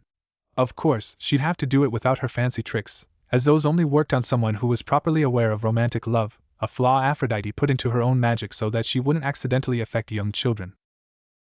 Hey, even she had standards and taboos she wouldn't cross. She's very aggressive against that kind of love. Random Hunter 2 said as she recalled a time the hunters were requested to deal with a slave market by the goddess.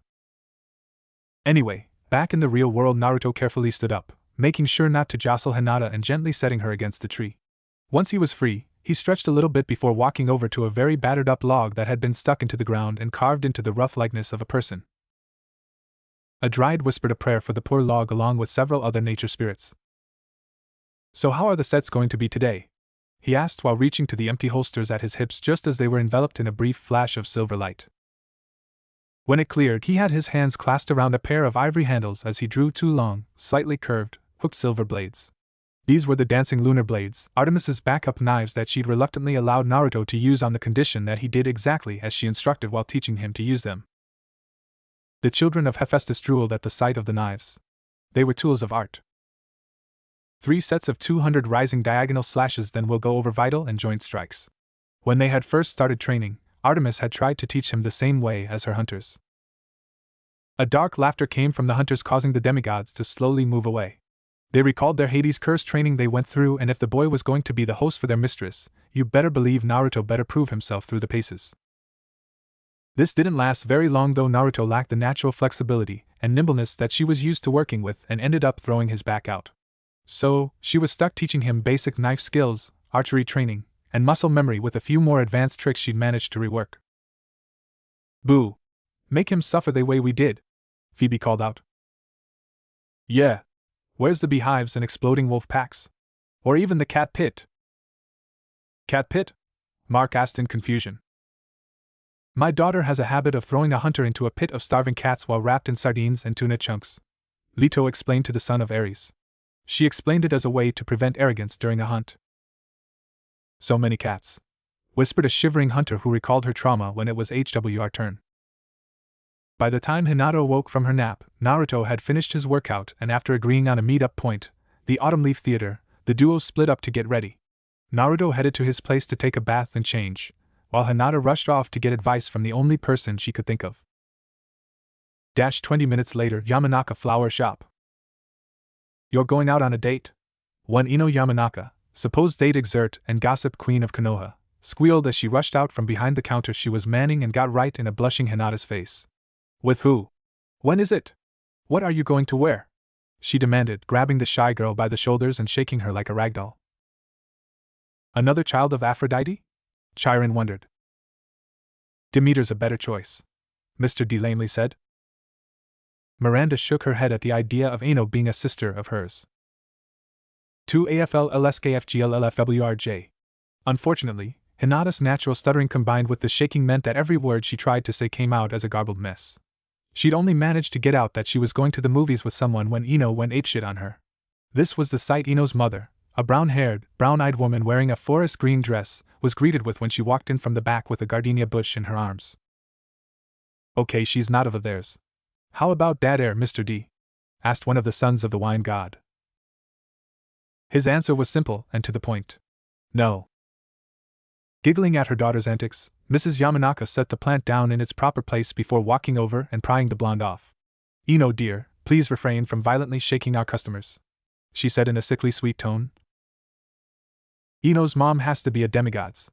A small voice came from the fire. She's like Demeter when she's amused yet conveying a warning. The Demeter children smiled at the voice's words. Why not Hades' wife? Nico asked. Couldn't she be Dash? Miranda sent a look at the young boy, causing him to shut up. He shivered at the sight of her glare and hoped that it wasn't because of what he said. Making Ino shiver and violently nod while in her mother's grip as she was set back down behind the register. Now could you explain to me what exactly is going on here and who this is? Oh, this is Hinata, she's from my class and she's going on a date today, Ino said with another squeal. Hinata meanwhile became even more flustered when Mrs. Yamanaka shifted her gaze over to her.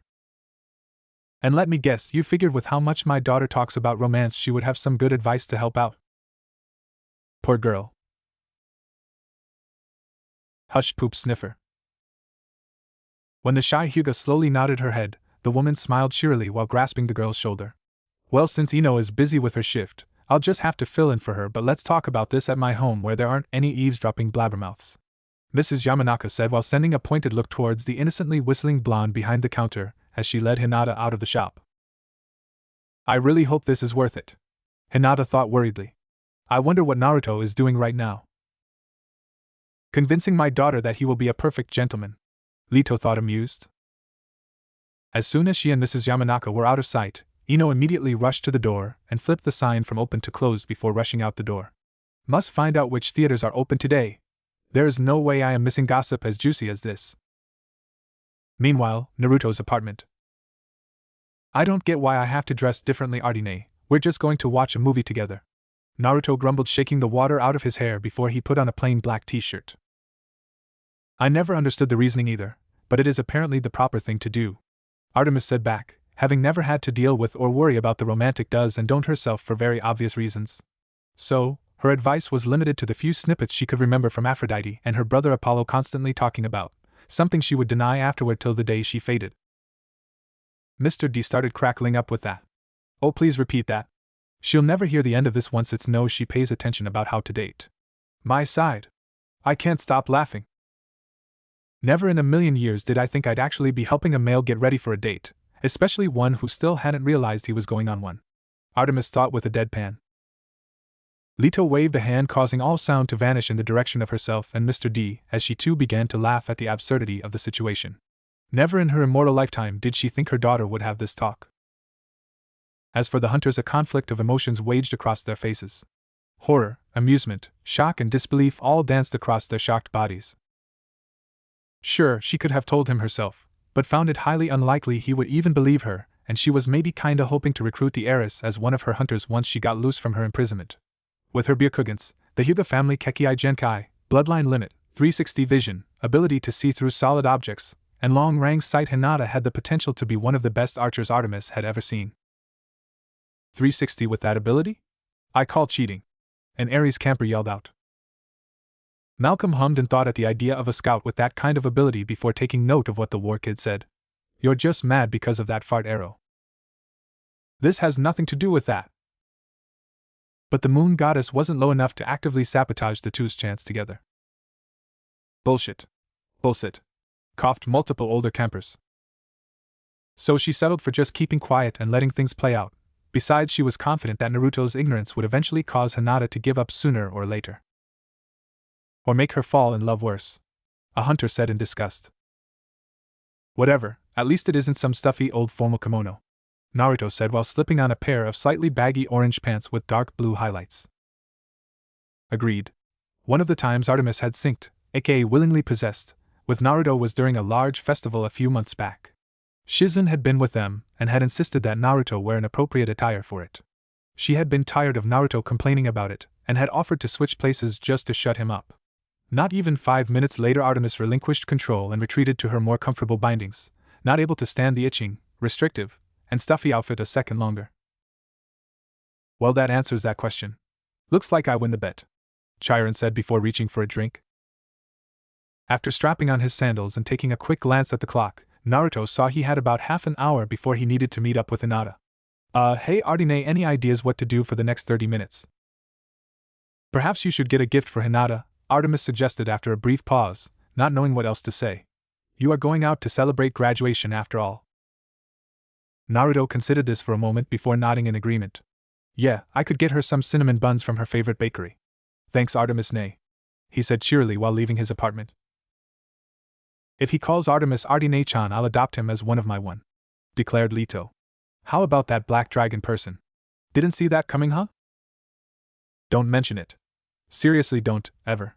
The goddess said dully, getting a laugh from the blonde as he jogged through the streets of Konoha at a casual pace.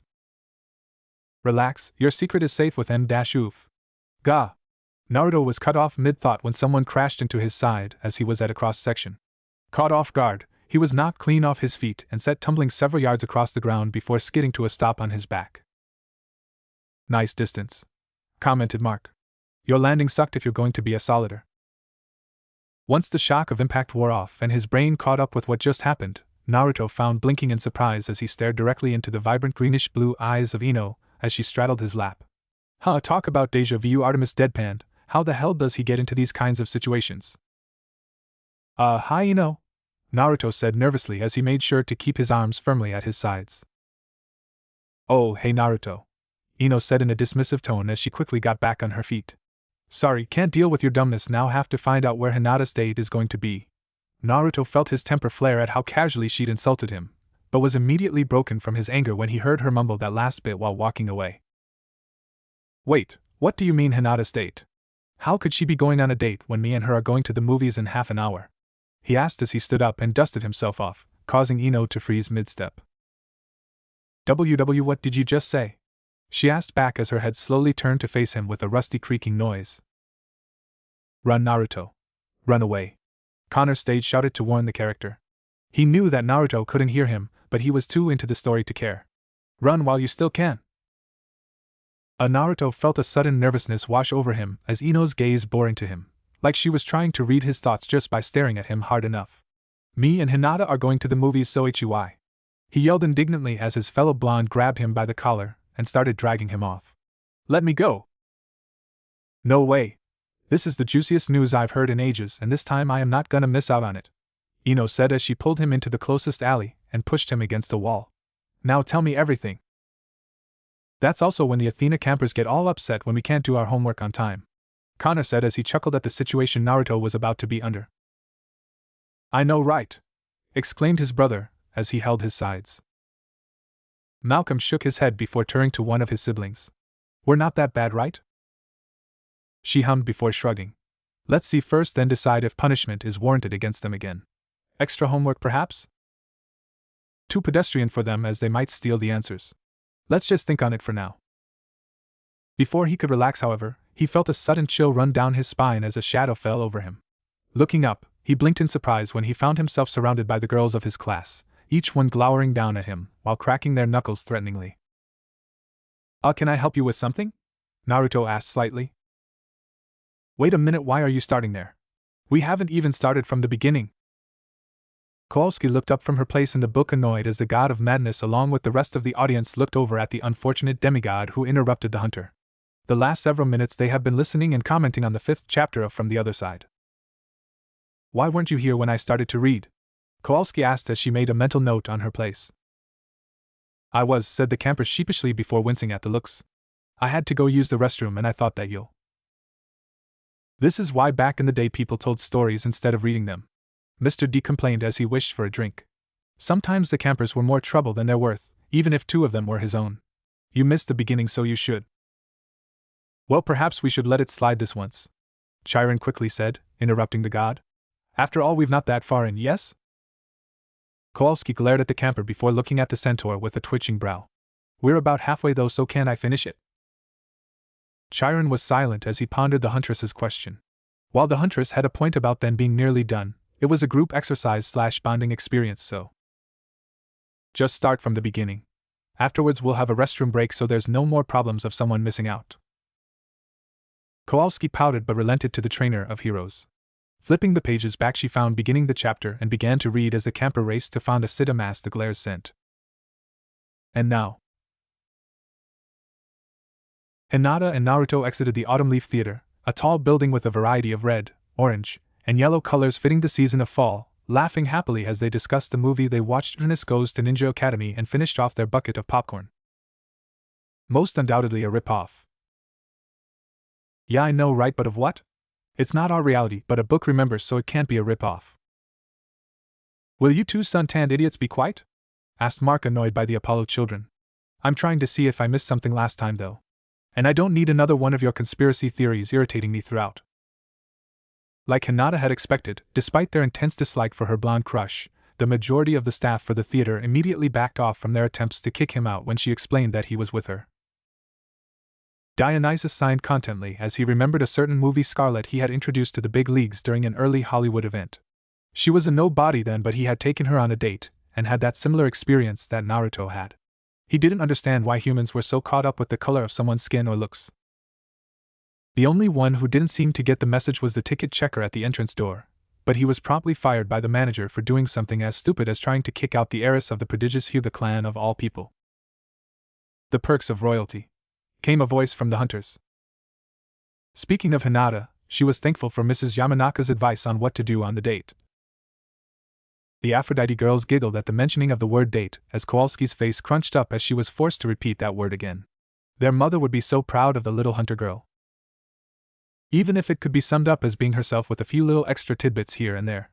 At the same time, though, she was extremely nervous inside as Naruto had told her about his run-in with Ino. If there was any moment she hated the blonde redhead's extreme denseness the most, it would have been right then and there, as it turned out he had told the gossip queen of Konoha all about their time together. "Oh my silver doe, you know how to pick them," Leto hummed, secretly pleased at the denseness of the child. Flashback. "You two have been going out for a month," Ino exclaimed in surprise, finally releasing her grip from Naruto's shirt after she managed to coerce the whole story out of him. Kate blinked as a thoughtful question came to her. What if Percy and Annabeth were dating in secret and they were pretending they weren't? After all, Annabeth was a child of wisdom, so she could have come up with a plan that would allow her to be with the boy she had a crush on without the scorn of her mother. If so, it could explain Percy's obliviousness, as he couldn't be that dumb. Meanwhile in DC, Percy sneezed, causing several federal officers to look around from their meal.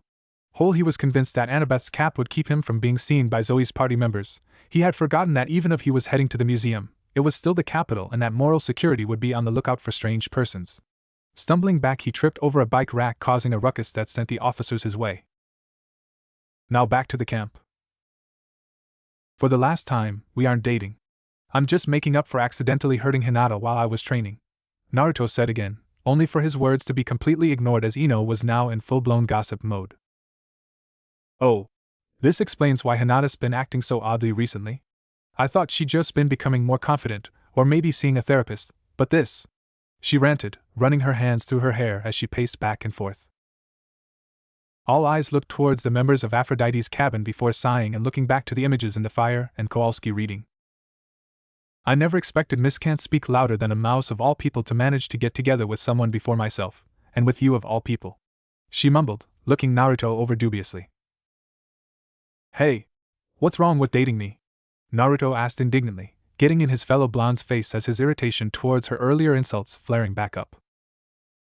Random Hunter number 2 yelled out, "You're the host of Our Lady. You're a boy. The fact you look like a cute baby animal," yelled out a dryad, causing a nearby satyr to grumble. "Too innocent, and who needs to lose that orange?" This actually seemed to knock Ino back to reality finally, as she looked at Naruto with a blank expression, while rolling her eyes. "You're super annoying, always pulling stupid pranks and goofing off, and the dead last of our class. Should I go on?" she asked rhetorically. Pranks show tactical ingenuity in a non-harmful manner to utilize skills that will be needed on the battlefield. Traps and tactics aren't something that you can learn by a book but by practicing the various situations and conditions needed. A child of Ares summarized, causing Chiron to applaud him. "Indeed. That is why I take measures to punish those caught," the trainer said before looking at the Hermes children, who all blushed. Before blinking in surprise when, instead of responding verbally, Naruto started digging around in his pockets. Finding what he was looking for after a few moments, Naruto pulled out a folded-up piece of paper and promptly shoved it into Ino's hands before pushing her out of the way and marching off angrily. Confused at what that was all about, Ino shrugged it off and looked down at the parchment now in her grasp. After a brief mental debate, her curiosity won out, and she unfolded said paper. As soon as her gaze made contact with the content written upon the page, though, the gossiper's jaw fell straight to the ground, the rest of her not far behind as she fainted. End flashback. "So what was on it?" asked the camper who earlier interrupted the story. No one answered the question. While also upset at Ino for insulting her crush so blatantly, when Naruto had told Hinata what was on the paper he'd given her, she had felt much better and had even laughed a little. You see, after announcing the day everyone would come back to be put into teams, Iruka had passed out report cards detailing how well someone had done on the test and what rank they got in class. Ino had gotten ranked 8th place overall. This was something she'd been bragging about, as the only girls who'd gotten higher than her were Hinata herself, who beat her in the physical aspect, and Sakura, who beat her in the theoretical aspect. What Ino hadn't known until now, however, was that Naruto, the person she had insulted for being stupid and dead last, had gotten 7th place in the final rankings. The Apollo campers all broke out with grins as Leto sent them a thumbs up before she sent her daughter's handmaidens a small grin. "Shows her that the idiot is smarter," Malcolm snickered along with the rest. Oh, she could imagine that drama queen's reaction already. This has been an awesome night, I'm glad you talked me into this, Naruto said while giving Hinata a one-armed hug. We should do this again sometime. While glowing red from a blush, both from the hug and the blonde's thoughtless words, Hinata managed to keep herself calm with a few discreet deep breaths. Another tip from Mrs. Yamanaka. How about after we get assigned to T-teams? She suggested, mental grumbling when Naruto broke the hug until he turned to her with his trademark foxy smile. That sounds great, we could even invite some of our friends while we're at it then, he said happily, missing the slight disappointment on Hinata's face since his eyes were closed. Poor girl, Mr. D said as he sipped his cola before looking at the reviews. Seems that the issue is still affecting the site. I blame the muses. Thank you Redlocks 2 for your suggestion to use the app. She was about to respond when Naruto suddenly stopped with a shiver before looking up to the sky. Following his gaze curiously, she blinked in surprise when she saw the moon just starting to peek out over the horizon. Leto hummed and thought. Artemis being a part of him for years might have made him into a form of demigod. And no Rio Skyron, I don't believe I'll adopt Naruto. Instead I'll force my daughter to adopt him so I can have my first grandchild from her. A hooded figure leaned over and whispered into Leto's ear. Yes, I did say that, didn't I, huh? Think they'll notice in the comments? It's getting pretty late, we should be heading home soon, Naruto stated, trying to ignore the sudden rush of energy he'd felt the instant the moon's soft rays touched his skin. It happened every night, and was the main reason he had such difficulty sleeping, with it being the strongest during the full moon and weakest on a new moon. The hunters nodded in sympathy for his condition. They all had to deal with the rush every time the chariot of their mistress rose in the sky. Hinata nodded in agreement, knowing how her father would get if she stayed out too late. While not the most vocal about it, Hayashi Hyuga did care deeply about her, and would no doubt be very concerned over her unexplained absence.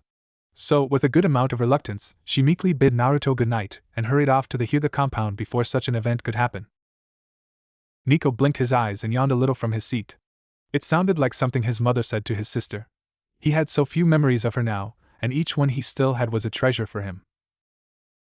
Meanwhile Naruto, after a brief mental conversation with Artemis, decided to go back to his training ground and burn off the extra steam he got before calling it a night.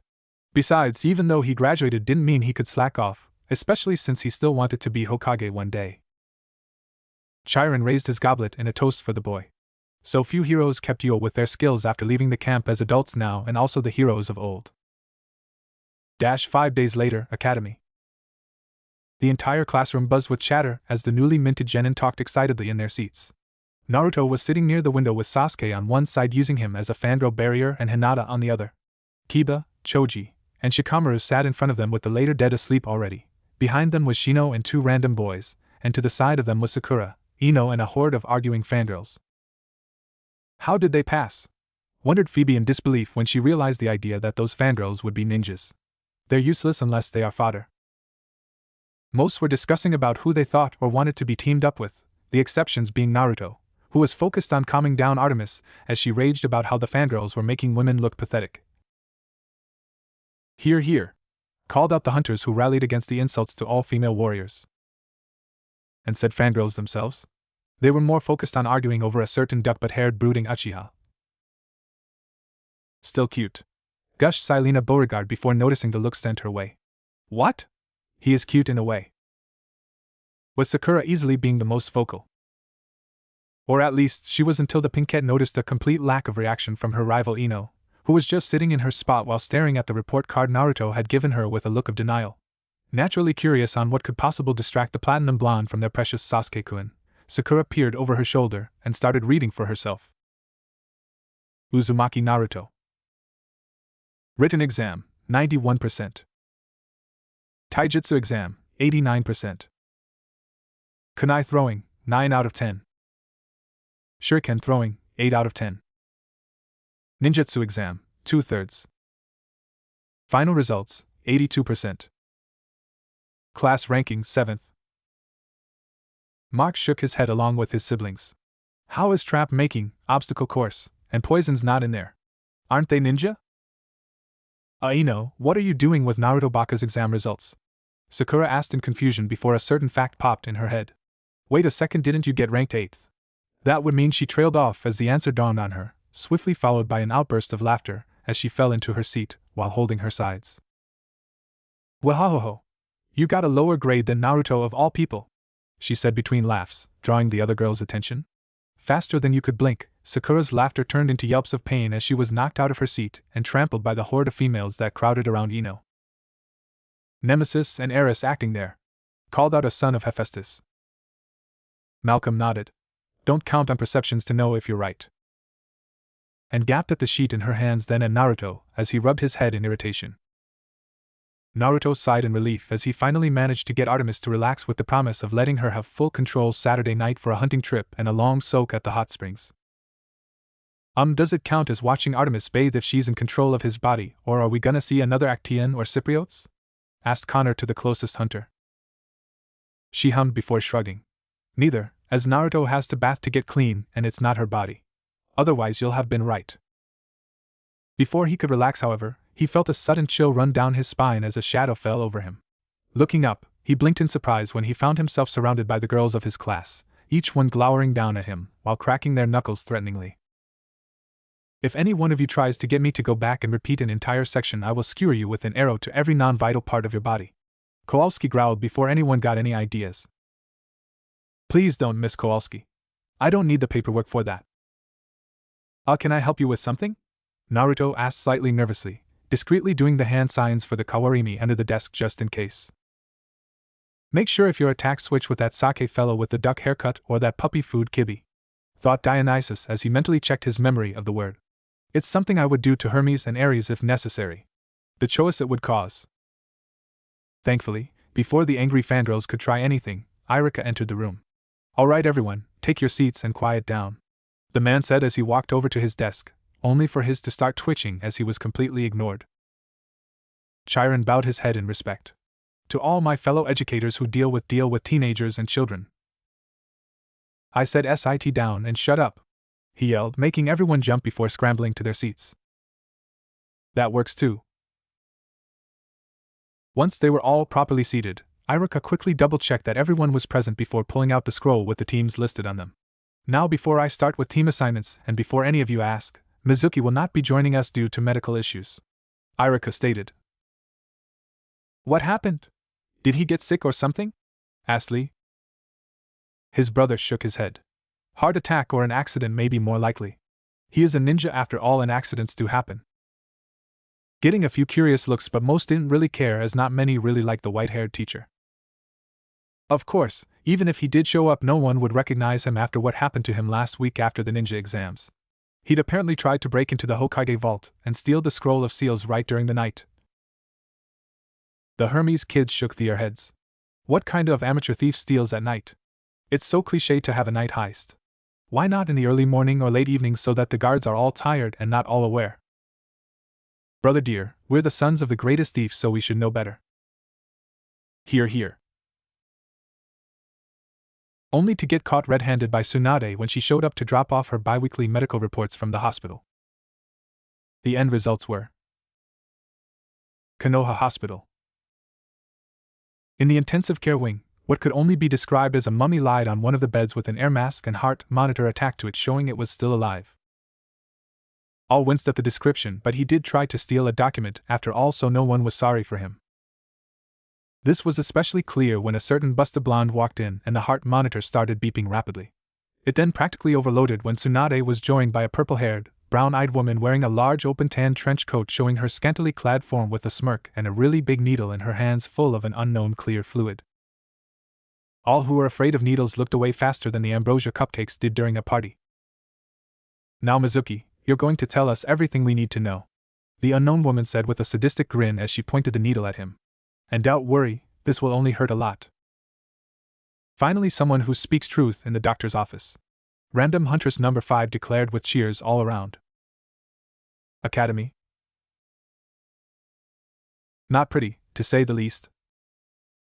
Anyway, to the reason all of you are here, Irika said as he unrolled the scroll in his hands and everyone began paying rapt attention.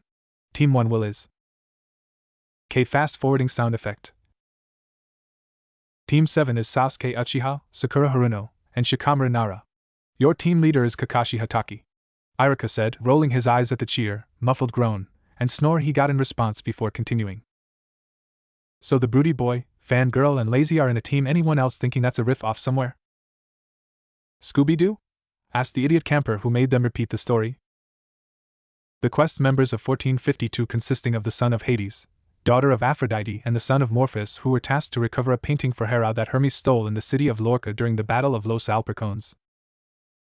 Peter Johnson, Annabelle, and that sitar to get my father's bolt? All stared at Mr. D's suggestion. What? Please go on, Miss Kowalski. A nymph said as to move on. Team 8 is Kiba Inuzuka, Hinata Hyuga, and Shino Aburain with Kurina Yuhi as your leader.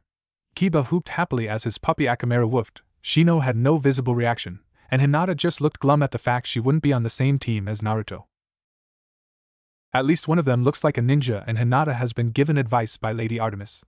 Phoebe noted with pride. Team 9 is still in circulation. Finally, Team 10 will be Choji Akimichi, Ino Yamanaka, and Naruto Uzumaki. Your team leader is Asuma Sarutobi. So we're having Naruto be with Ino, the possible grandchild of Demeter, plus Choji. Not one of mine, Mr. D stated firmly. Naruto, while a little saddened that he wasn't on the same team as either Sakura or Hinata, still smiled cheerfully as he high-fived Choji and accepted the small bag of chips the big-boned boy offered him. Ino finally seemed to snap out of her daze, and opened her mouth to start bitching, but a sharp look from Irika shut her right up. Choji seems nice, Asada noted as he ate a bag of chips that Nika wasn't gonna eat. Sensei, why do I have to be paired up with this lazy idiot? He'll just drag me and Sasuke down with his slothfulness. The same could not be said for Sakura, however. Says the fangirl. Hush. For a very simple reason, Sakura, Irika said in his patented lecture voice, the teams are specifically set up to be as balanced as possible. For example, we traditionally have the two highest scoring students, he gestures to the Pinkette and Sasuke, and the lowest scoring student asterisk, Irika points to Shikamaru who's still snoring away. Put on the same team to balance to both encourage the failing student to do better and keep the better students from getting too high in ego. A smart idea. Many strong or intelligent men and women have gotten themselves and others killed due to a swelled head, Artemis said to Naruto solemnly, having seen such cases many times in her long lifespan.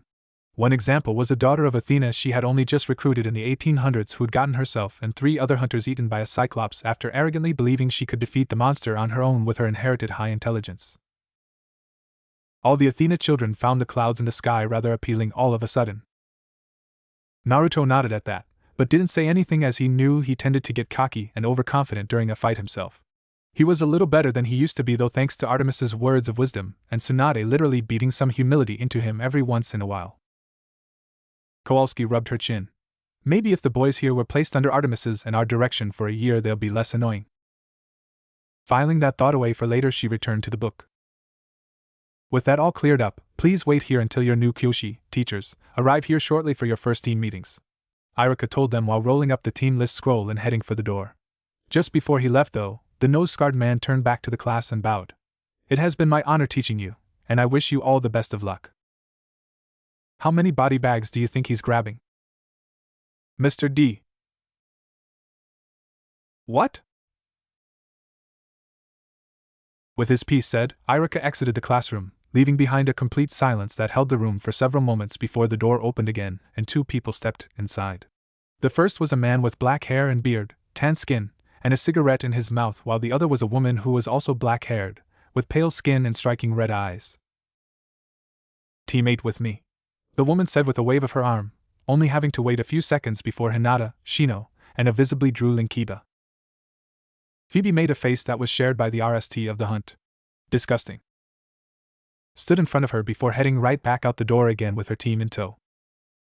The man on the other hand seemed content to just stand there and finish his cigarette. Once he was down to the butt, he spat it out and smothered it with his foot before smiling lightly. I'm here for Team 10, please follow me.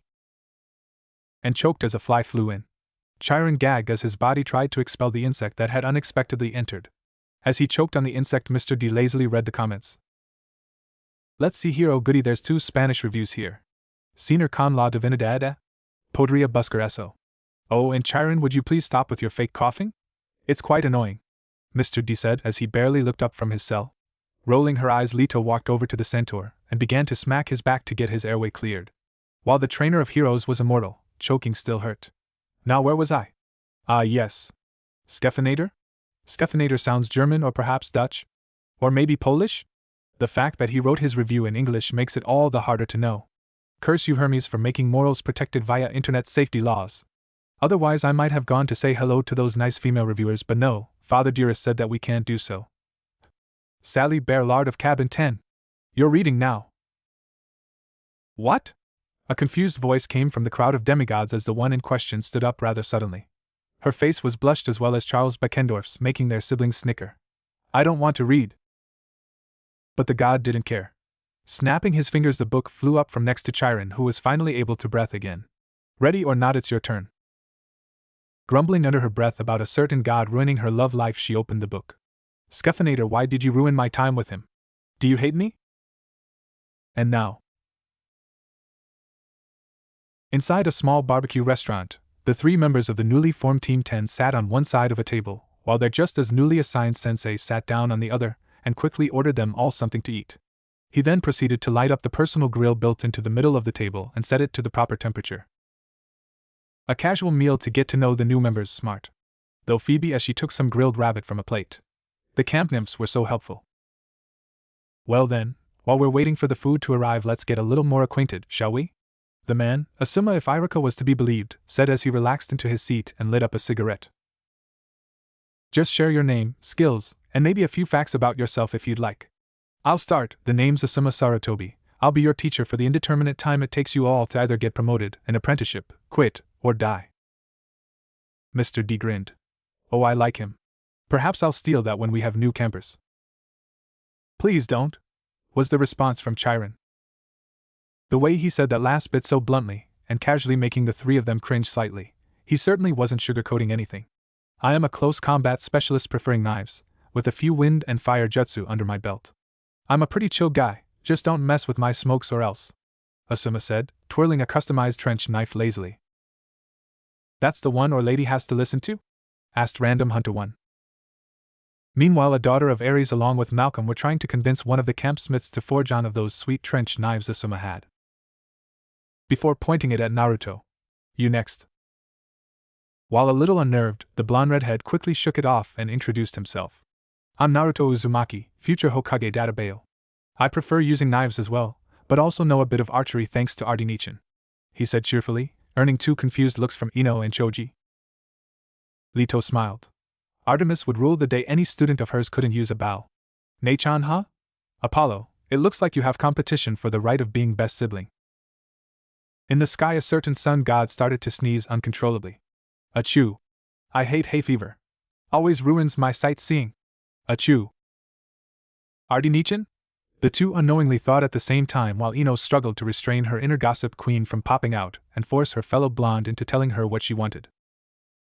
Okay folks, what's the biting at so far for her? Travis yelled out as he and his brother got out a chart for the bids. We got. No gambling, came Chiron's stern voice, making the Hermes children pout. Naruto had already told her about his bow training, having had to mention it when he was coerced into talking about his relationship with Hinata, but he had not mentioned who was teaching him, so she had assumed he was self-taught. Actually, she had thought he had been bullshitting her in an attempt to look cool. Break her kneecaps by shooting an arrow through them. Be sure to say it was an accident. Kowalski thought as her sister-in-arms Phoebe and the rest of the hunters found themselves hating the blonde Jen and Ino.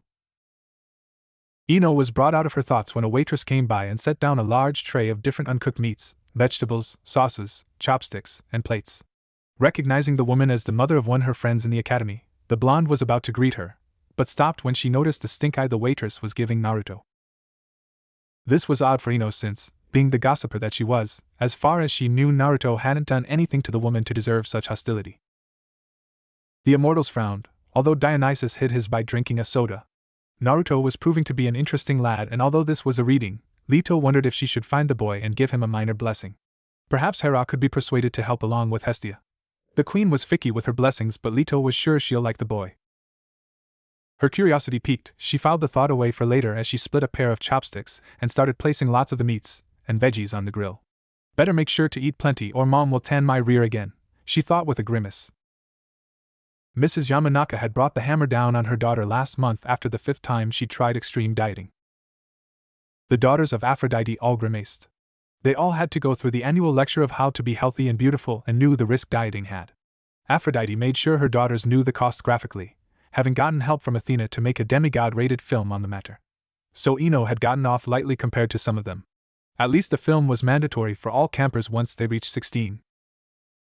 Ino couldn't sit properly for almost 3 days from the spanking she got, and for added measure, she was forced to read several books describing the many downsides of her kind of dieting in very vivid detail.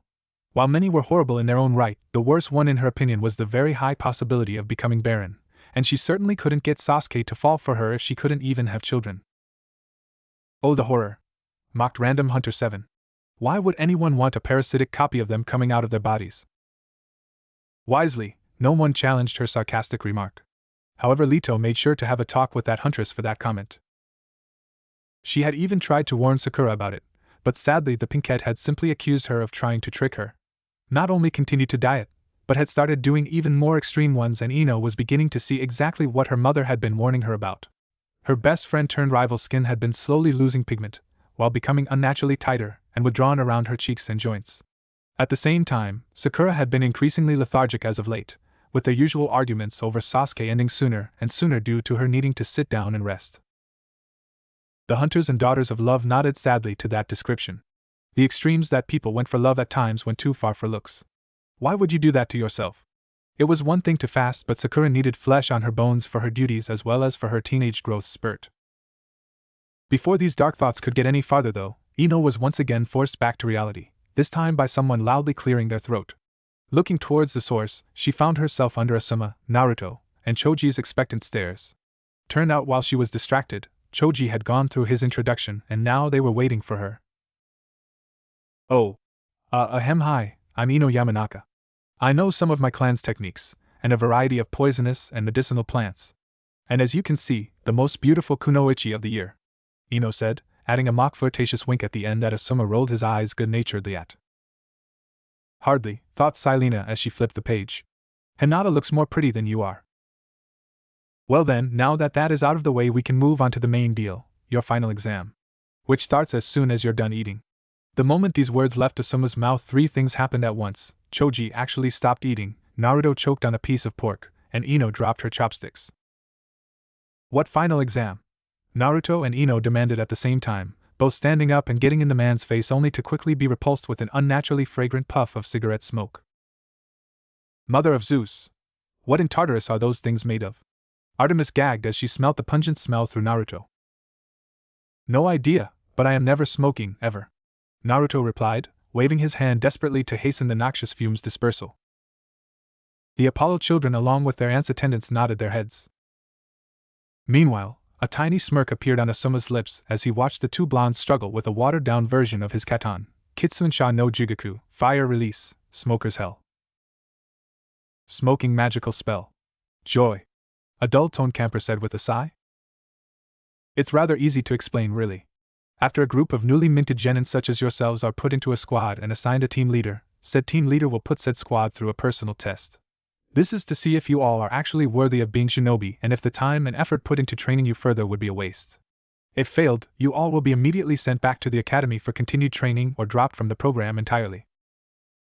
Blunt, direct, and straight to the point. I like that. The moon goddess commented with a nod of approval towards the explanation. She always hated when one danced around the subject at hand using half-truths and or overly complicated wording, making it nearly impossible to figure out what they truly said in the end. Multiple campers nodded their heads as they all eyed the children of gods who were known for word trickery. Especially when it involved dealing either her brother, Hermes, or Aphrodite, as they were experts in the art of wordplay. What about Athena? She does it too, yelled Mark. He got no response to his claim. Your test is a relatively simple one and, as I've already said, starts as soon as you're done eating. All you have to do is find and capture me in Training Ground 10 before 5 o'clock. Poof! Before any of the kids could respond to his declaration, the bearded smoker was engulfed in a puff of more foul smoke that left them all, Artemis included, still hacking and coughing. Once it cleared up, Asuma was naturally nowhere to be seen, only a small stack of bills to pay for the meal. Nice, thought Nico in awe of the man's skills. Glancing at the clock and seeing that it was already 2:15, the trio quickly scarfed down their food and hurried out of the restaurant. We need to hurry. The train grounds are on the other side of Konoha. Ino yelled as she ran down the street, missing the blank looks she was getting from Naruto and Choji, as well as the campers. Isn't she a ninja? So why is she? Perhaps she needed to find a toilet first? Use the rooftop's Dofuis. You forgot your teammates. If you're being tested, shouldn't you use what assets you have been given? Dumb blonde. Slap OW. It's true and you know it's sunshine. I want an apology for that comment. I'm blonde too and I'm a child of Apollo. Does that make me stupid? No, my sunshiny day. She's not seriously going by road, is she? Naruto asked Choji blankly, receiving a slow nod of confirmation in response. I'll get her, meet you there. The blonde redhead said, getting another nod before they separated with Naruto dashing after Ino while Choji took to the rooftops. Before Ino even realized what happened, she found herself quite literally swept off her feet and soaring through the air as Naruto grabbed her and leapt up on top of the nearest building. He's her superhero, snickered Katie. Reacting instinctually, she squirmed wildly while assaulting the sparkle-eyed boy with a flurry of smacks and jabs. What the hell, Naruto baka? What are you doing? Put me down! He shook his head. Poor choice of words. The harpies looked at one another and sighed as memories of campus who got trapped in high places needed help down. They always were ungrateful for the help they did for the campers for getting down. She quickly got her wish as an annoyed-looking Naruto promptly dropped her on her ass, making her yelp from both surprise and pain. It'll be faster to go by rooftop, we can cut right across to the training grounds. He told her bluntly as she was recovering then dashing off. Standing up slowly, Ino winced as she rubbed her lightly bruised posterior while glaring at the direction Naruto had gone. Hey! That is not how you treat a lady. Get back here, you baka, and apologize. She screamed as she started chasing after him. Malcolm snickered. She's got the Demeter temper. For real, dude. Pollux replied with a grin before the Demeter camper next to him punched his arm. -15 minutes later. Naruto landed in Training Ground 10, a lightly forested area with several large creeks and stone outcroppings, and casually walked over to Choji, who was happily eating a bag of chips. Ino showed up a few seconds later, though her landing wasn't as thump-huff-wheeze graceful. Naruto, Choji, and Artemis' sweat dropped at the sight of the exhausted girl slowly standing up while trying to catch her breath. She cannot be serious. Please tell me she isn't serious. The moon goddess asked dully. Her newly recruited ex-civilian hunters could normally manage that kind of exercise with only moderate trouble, and this girl looked like she was going to hurl. And the members of Cabin 10. They don't look half as winded during quests or when we show up. An ill-looking huntress stated as she wondered how in Hades that Ino was a ninja. The children of 10 all pruned up with the huntress's remark, before deflating when she went on. Perhaps she ate too much? No comments, ladies. We'll have them eat those words, Silena said to her siblings who were shooting daggers at the hunters from their eyes.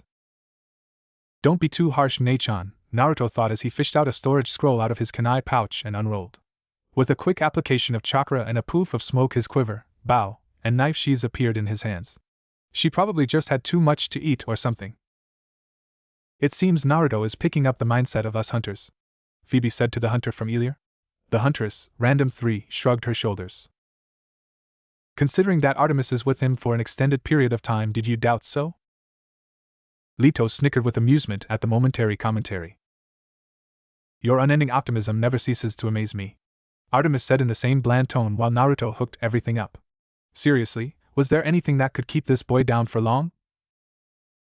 Lack of sleep because of a goddess sister, Mr. D thought to himself. I aim to please, Naruto thought with a smile, notching an arrow while turning to Choji and a recovered Ino. Well, we're here, let's get this test finished, he said, bouncing on the balls of his feet excitedly. His mood quickly dropped though when Ino shoved him to the side and stood over him. Alright, first things first, I'm in charge, you and Piggy. But is it not that her name mean pig? Asked a dryad in confusion. Her extended family shrugged their shoulders. Humans were the weirdest creatures. Over there, better not slow me down. I will not fail this test because you two slackers dragged me down, she said with a huff before marching off in a random direction. Naruto and Choji glanced at each other before shrugging in sync and following the girl's lead, either of them noticing Asuma observing them from above. So about Artemis's training. Zip it, boy. Hey, you got any spare snacks, Choji? Instead of verbally replying, Choji simply pulled another bag of chips out from one of his pockets and handed it to Naruto. Thanks. 1 hour later. Hurry up, would you? We need to go faster. No, go that way, we already looked in that direction. Stop jostling so much. And keep your hands where I can see them, or else I'll. Can I shoot her? Please? Naruto asked with a twitching eyebrow as he tried to tune out Ino's complaining as she rode on his shoulders. They had been looking all over the training ground with absolutely no luck, and the gossip queen had eventually started complaining about her feet hurting. Choji carried her for a bit only for her to complain about crumbs getting on her, so now Naruto was stuck doing it. So here they were, tree-hopping all over the place as Ino constantly bitched. I could make it look like an accident. The daughters of the war gods and the hunters nodded. Teach that girl a lesson in respect, Naruto. No, it's not worth the trouble, Artemis said through gritted teeth while rubbing her forehead in a vain attempt to prevent the headache she could feel forming. Mr. D could feel the looks sent his way. Yes, we can get headaches. We get rid of them by blasting the irritating source to bits. Mr. D, no disintegrations. Please, sighed Chiron as the demigods looked away. Could you give me a hand then? You are the one who knows how to track after all, Naruto pointed out. Ugh, could we get somewhere shadier? I'm sweating like crack. Ino shrieked out when her ride suddenly dropped to the ground and bucked her off. What the hell, Naruto? What are you? Silence. Ino and Choji froze as they heard Artemis's voice come out from Naruto's mouth as they saw his eye colors suddenly switch. The hunters all cheered for Artemis's taking of command.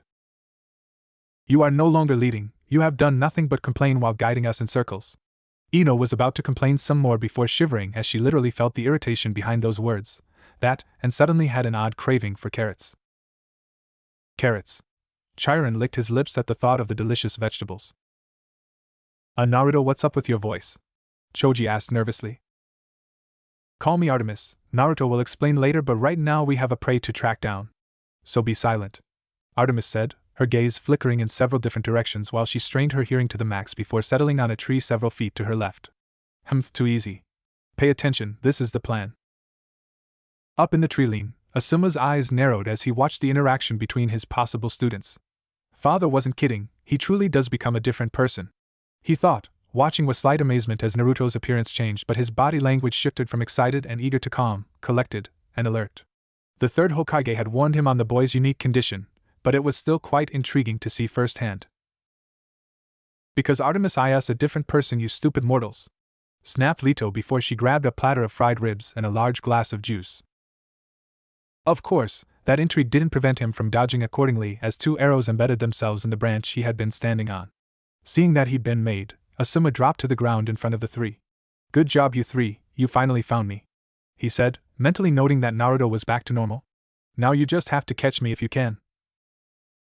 Gingerbread cookie monster thieves of winter 1972? Asked Chiron to Phoebe. She shrugged. Let's go with that. Oddest year for the record so far in recent memory. He taunted while casually catching an arrow flying at him. Just watch us and Tatsu-sensei, Smokestack-sensei. We'll kick your ass all the way to next week if we have to, Naruto declared while lining up another shot, only instead of having a regular arrowhead, this one had 16 edges. The reason for this was soon revealed as Naruto released the shot. Asuma was about to deflect it using the arrow still in his grasp when the projectile suddenly split apart midair, revealing a net made of ninja wire that quickly snared him. The archers all hummed in approval. Before Naruto could enjoy his success though, Asuma disappeared in a puff of smoke, leaving behind a log in his place. Damn, Hikawa-gh. Naruto was cut off mid-sentence by a heavy kick to his back that sent him flying face first into a tree. Well. Always be aware of your surroundings, Asuma said from where Naruto used to stand, rapidly striking out with 2 punches that sent his other 2 hopeful students tumbling away. Failing to do so can and will lead to your demise. Peeling his face out of the tree, Naruto spat out a mouthful of bark with a grimace while shouldering his bow, summoning his knives, and charging straight at the smoking man with a rising slash. The Ares campers all cheered, finally some action. Get him! Yelled one as he tried to pay attention while eating a sandwich. Gorge and I, commented another. He never got close though as Asuma easily blocked the strike, and the several follow-ups, with his trench knives. Good form, noted Chiron. Not bad, though the style clearly isn't suited for him, Asuma thought, noting the look of discomfort in Naruto's face as he did a semi-complex feint that made it look like he was attacking the chest when he was really aiming for the legs. He was slightly surprised though when Naruto suddenly aborted his assault entirely with a wide grin, but was pretty sure he knew why when he felt the ground start rumbling underneath his feet. Human boulder! Choji yelled as his now giant ball-like form barreled through the area like an angry rhino. While the smoker was busy dodging the big-boned boy, Naruto redrew his bow and pulled out 2 different arrows. The first was similar to his net arrow only with 20 slightly curved edges instead of 16 straight, while the second had a ridged metal shaft and a black round arrowhead. Nothing them both at the same time, Naruto leapt back several feet before lining up his shot while channeling chakra into both arrows, giving them a light blue sheen. Wait for the signal, wait for it there. Naruto thought as he spotted Ino peeking out from behind a tree, using a kunai to reflect the light in a specific pattern. As soon as he saw this, Naruto fired, sending the first arrow sailing high into the sky until it vanished among the clouds. The second one on the other hand flew straight at Asuma just as he hopped out of the way of another charge from Choji. In a show of near-inhuman flexibility though, Asuma bent backwards nearly 90 degrees allowing the arrow to pass over him harmlessly, or so he thought. When he leaned back up, he felt something lightly bite into his cheek and instinctually grabbed it. Wire? He wondered before turning his head when he heard an odd noise behind him. What he was greeted with was the sight of the arrow bouncing off of trees, rocks, and other such debris all around him while leaving behind a trail of ninja wire that got caught on the handles of several kunais that had been strategically placed throughout the area. In less than 30 seconds, a veritable web of the thin metal cord completely surrounded him as Naruto caught the bouncing projectile and pulled the whole thing taut. Seconds later, the arrow he shot into the sky came back into view, having split into 20 separate shots connected by another net as they spun rapidly. Falling perfectly around Asuma, the net snagged onto the cords surrounding him, pulling them even more closely together and trapping him further. Kyujutsu, Suki no Saizakeiji, Bow Art, Lunar Constellation Cage, Naruto said with a grin while mentally thanking Artemis for helping him come up with this trick. Everyone clapped their hands in approval of the trick. Now Ino! Choji yelled, having shrunk back down to regular size. Shintenshin no Jutsu! The blonde girl cried, forming a square with her hands and pointing it towards Asuma, then suddenly going limp and collapsing. At the same time, Asuma suddenly became entirely still for several moments before a mischievous grin crossed his lips. I got him! 5 minutes later. Asuma didn't make a sound as he felt Ino release her possession on him, not even bothering trying to move as he felt the ninja wire binding him from the neck down while Naruto, Ino, and Choji stood over him with identical triumphant smiles.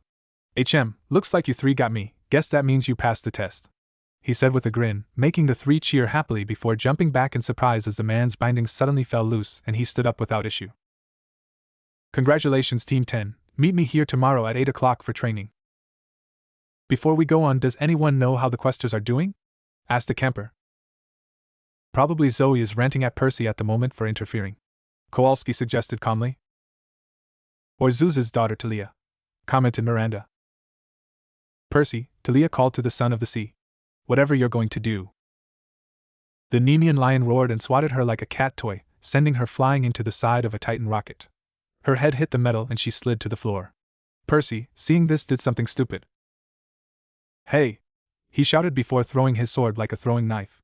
Zoe's face paled at the stupid idiotic moronic son of the sea threw Riptide, his only weapon, at the lion whose skin naturally made the blade bounce off. Dear lady, why? Just why is this boy so stupid? She prayed/yelled in her mind. She watched as the lion charged at Poseidon's son as she took aim with her bow. Maybe if Taichi was with her she could kill the monster by shooting its eye. Before she could fire her bow, the boy threw a cell phone-sized silver package into the monster's mouth. The cat gagged as it got the item stuck in its mouth. Perhaps I was mistaken about him. He may be stupid, but he might be onto something. Miranda and Kowalski looked at one another before shrugging their shoulders. They'll get the story once the quest ended. For now Nico had the book, and the young boy was ready to begin. As the god of madness, I am glad to see that this author is getting frustrated with naming the hunters. Also, making a useless statement that helps no one and is useless to the story. Keep up the good work, me. Oh, and author, keep calling them randoms so and so, like random hunter 5th to take away individuality. I'll do it later as you're too lazy to do it now. Unhelpfully and randomly spouting Mr. D said, annoying the author. Don't engage him, Miss Phoebe. Chiron sighed as he rubbed his head because of the headache that was forming because of the wine god.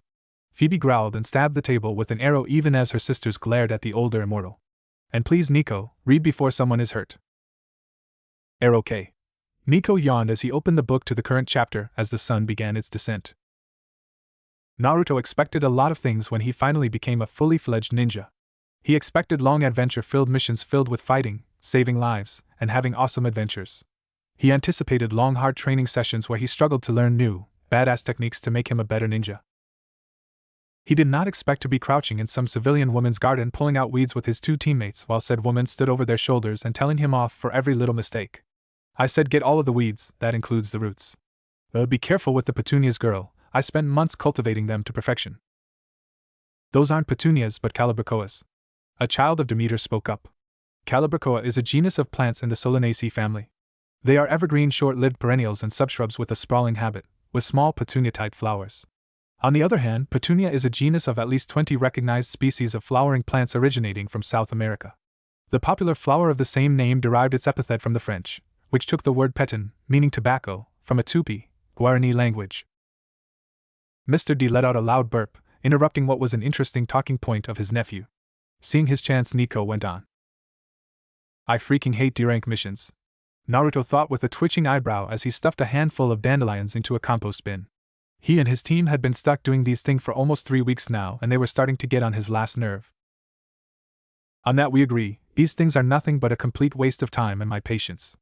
Artemis said as she massaged her forehead. These missions were nothing more than glorified chores, and a lot of the time the civilian hiring them whined and bitched about almost everything. The worst one in her opinion was catching that stupid cat Tora. She had felt every single scratch that Naruto had gotten, and not even her natural affinity towards animals had been able to calm that stupid feline down. Maybe she'll thank us if we calm her down with music, a satyr said as he nibbled a Ken to his older brother. As if.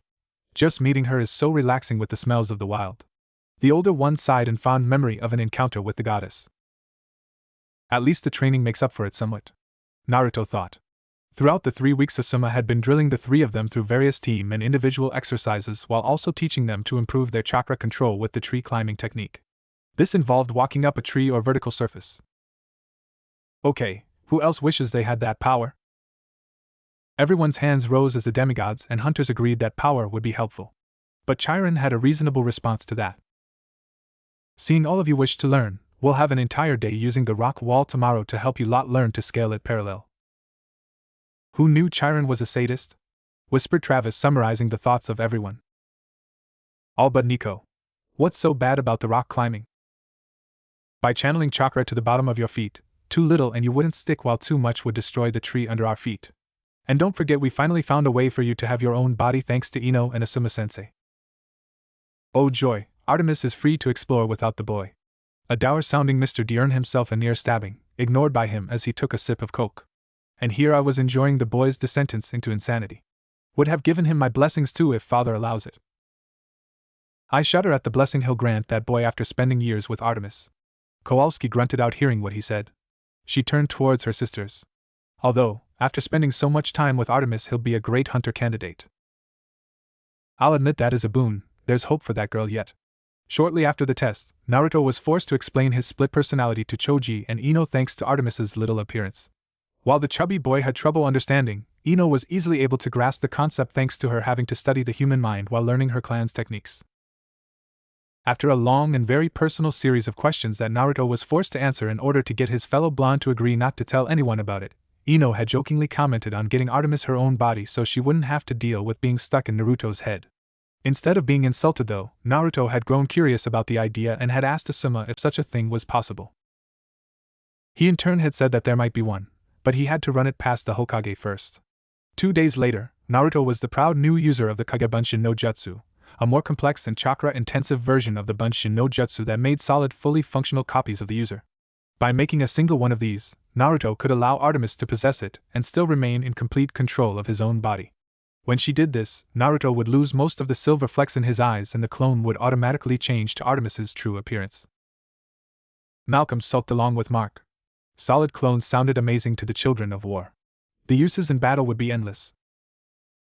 Certain other demigods, however, were thinking of the many pranks and get-out-of-jail cards they could do, grinning large cat smiles like a feline from Alice in Wonderland. The only downsides were that A. The clones tended to disperse after taking only a single hit, so Artemis had to be extra careful, and B. For some reason, whenever Artemis did this, a thin golden chain would burst from the back of Naruto's neck and latch onto hers. Kinky. The one who said that has until midnight to make her funeral arrangements. Random Hunter 3 slowly spoke, smirking when the daughter of Aphrodite paled and squeaked in terror. Well, there was also the 6-hour shopping spree that Ino had forcefully dragged the both of them into to buy Artemis some new clothes, but the two had agreed never to mention that horrible experience ever again. So many dresses. Shiver. The hunters all collectively shivered as well. They and Artemis had to go dress shopping with Aphrodite after a drunken Artemis wanted to know the latest trends in the mid-18th century. The corsets of that era were evil. Ironically, the goddess of love and Artemis both convinced Hades to torture the individual for the invention of them. Although Artemis was sure that the only reason they were still around was to spit her after she burned the dress she had gotten that day. Still, despite these drawbacks, Naruto had been nonetheless super happy to finally be able to meet his Neichan face to face for the first time and had given Ino a near back-breaking hug in thanks. His face still stung from the slapping she had given him in response, but he didn't mind one bit.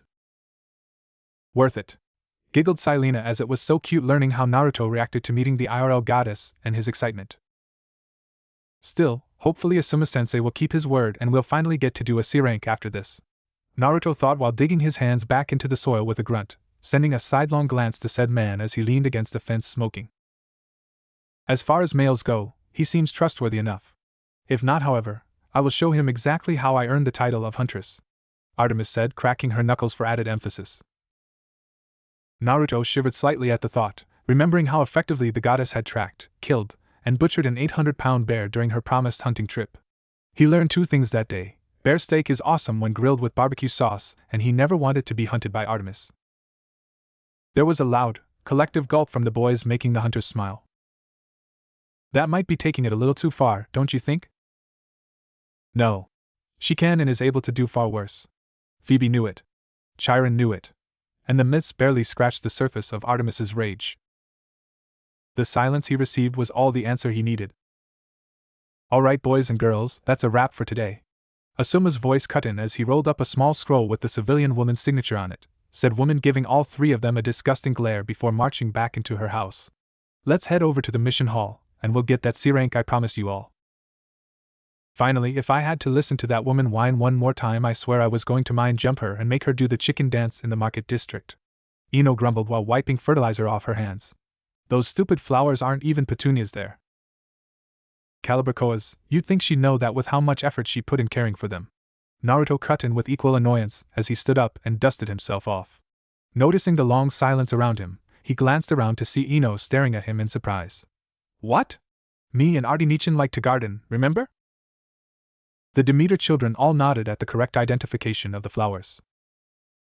But Katie spoke up and had a question that was given no answer. Artemis does gardening?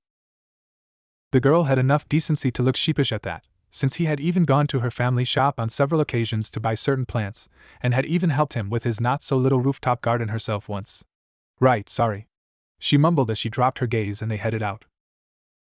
Ino was still shocked on how much she was learning about her enigmatic blonde teammate. Ever since her first few weeks of going to the academy, she had always seen Naruto as a lazy, inattentive, hyperactive, loud-mouthed idiot. Aka Percy Jackson. Meanwhile. Achoo. Bless you. Thanks. Now back to the story. That was always causing trouble, and so had naturally paid very little attention. Percy again? Could it be possible that Naruto is Percy in another life? Or the opposite being true? An Apollo child who was confused looked to the person on his left. It's a story, sunshine. Let it go, hissed the unclaimed to the son of Apollo. To him, other than to use his crush on Sakura as teasing ammo against the pinkette. Now that she was literally forced to spend time with him, however, she found the true meaning of the phrase "don't judge a book by its cover." Sure, Naruto was still a hyperactive knucklehead that tended to be overly exuberant, but he wasn't as stupid as she had thought. He just had trouble understanding things at first, and sometimes needed it dumbed down a bit. Like most demigods these days. Chiron sighed as his mind pulled up memories of the terrible grades the last few decades of demigods have had. Athena's children were outliers most of the time. He was also quite perceptive when it came to fighting, quickly coming up with on-the-fly and somewhat crazy plans that would somehow work most of the time. Poseidon would be proud, as would Ares. Athena not so much. Chiron tipped a goblet to drink his refreshment at the book. There were also the more sensitive things she had learned about him, such as the fact he was an orphan during said visit to his garden. That was something she really should have known already, given she had been in the same class as him for a few years now, and she had never once seen any form of parental figure with him, but like previously stated, she had never actually bothered to pay attention to him. It had also explained his lack of social skills and childish mannerisms, since she doubted anyone had actually taken the time to teach him better. Boy, did she feel like a bitch after that, remembering all the times she had mocked him both openly and behind his back for such things. Especially when she figured that Artemis was most likely a result of his desperation towards having some kind of family, even if it was just imaginary. Pollux and Connor nodded their heads with their father. It was a logical conclusion for her to come to, even if it was incorrect. It was made a bit better when she met Shizen, though, when the apprentice stopped by to make sure he was taking his meds, some kind of sleep aids. Thanks to Apollo, as a way to get back at Hypnos children because they couldn't stay awake for the late-night Blue concert. A son of the sun god grunted out. Ino was broken out of her thoughts as the Ninja Academy came into sight. Instead of walking in the main entrance, though, the quartet took a left and headed towards a large doorway on the side that had a sign above it that said Mission Hall. Stepping through, they were greeted by the third Hokage as he, Irika, and a couple of other ninja that they didn't know sorting through various scrolls and documents. Walking up to Irika, Asuma handed him the scroll from earlier before turning towards Hiruzen with a slightly stiff bow. Mission completed, sir, and ready for a debrief on that C rank I had requested yesterday. Nodding his head, the elderly Kage took a deep draw from his pipe while pulling out a scroll with the kanji for C rank across it in bold and handed it over. Your mission is a joint mission with Team 9 to the land of Kanoko. The ruling body there, Princess Momo, has asked for assistance in dealing with her country's overpopulation of turtles. No, it can't be, Mr. D muttered before giving a tiny. The campers closest to the god shuffled over the annoyance of their seatmates. Seriously, Gigi? Naruto asked with a deadpan, ignoring the light slap Ino gave him for speaking informally. You're sending us to go hunt turtles? The hunters all either snorted or giggled, much to the confusion of the campers. It was Kowalski who calmed down enough to explain that turtles were one of the hardest animals to hunt, as the nymphs were rather protective of the shelled animals. Not to mention the ones they hunted were all related to Chelon in some way, or the monster pet of Sciron, making them harder to kill. Well, that was the original plan, but someone had other ideas, Hiruzen said with a sigh as he pinched the bridge of his nose. Before Naruto could ask him what he meant, the door behind them suddenly slammed open. Looking back to see what the cause was, Naruto recoiled slightly at the sight of a tall, muscular man wearing a skin-tight green jumpsuit with orange leg warmers with a bull haircut and the biggest pair of eyebrows he had ever seen in his life. Cabin 10 led the screams of horror at the sight, with the hunters grimacing from the sound. They had too much pride to admit that the man's outfit was terrible. YOSH. Team 9 reporting for their duty of youthful saving the poor turtles of their most unyouthful fate, Hokage-sama. The man yelled exuberantly while marching into the room, followed by an equally excited mini version of himself. It reproduced. A horrific son of love cried out in terror. Destroy that abomination! His nearest sister yelled out. If you don't be quiet, I'll curse the lot of you to look that way for a week. Mr. D snapped at the whining members of Cabin 10 who shut up after that threat. An exasperated girl with her hair done up in 2 buns, and a stoic Hyuga boy whose twitching eyebrow was the only sign of his annoyance. Sigh, hello Gai-san, glad to see you're so excited to get going. There has been a slight change of plans, however, Hiruzen said, getting the now-named guy to calm down slightly. Asuma and Team 10 will joining you on your mission as a way to get themselves acquainted to missions outside the village. I assume you don't mind, correct? Of course not, Hokage-sama. This just means I have the opportunity to help fan the flames of youth in these young genin alongside my own, Guy yelled, while his mini-me cheered and the bun girl sighed in defeat. We feel you, those two are like demigods during a birthday party on sugar highs. Te demigods grumbled at the kitchen staff's correct assessment. Connor spoke up with a twitching brow. But we don't run around in bright green jumpsuits yelling youth. No, but you do scream about how unfair the gods are. No one disputed Mr. D's statement. Good to hear. Off you go then, you have 2 hours to get ready before needing to depart, the Hokage said with a dismissive wave of his hand, getting the 8 to leave. Once the door closed behind them, the elderly leader turned to Irika with a raised eyebrow. Not going to complain about them not being ready like you did with Team 7? No sir, he said while continuing to sort through scrolls. Because unlike Team 7, you're at least sending this team off with a more experienced team as support. I guess that is fair enough. So why don't we send a team of experienced campers with inexperienced ones to keep an eye on them? Because the insurance rates would kill the budget, Chiron. Then there is the traditional 3 that keeps bad luck from affecting the outcome of the quest. With teams 9 and 10.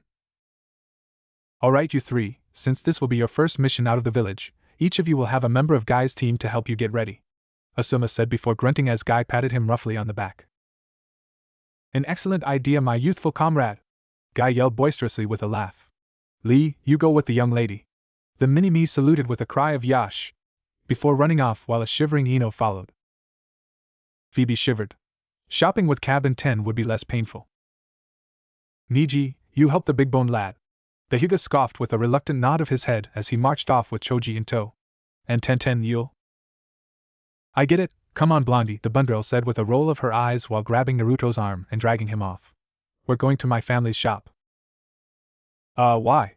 Naruto asked after pulling himself out of her grip with a grunt. To get you properly equipped, those empty sheaths aren't exactly going to intimidate anyone you know, 10-10 stated while pointing to said sheaths around his waist. Oh, but I already got that covered, Naruto said while summoning the dancing lunar blades into their holsters with a flash of silver light.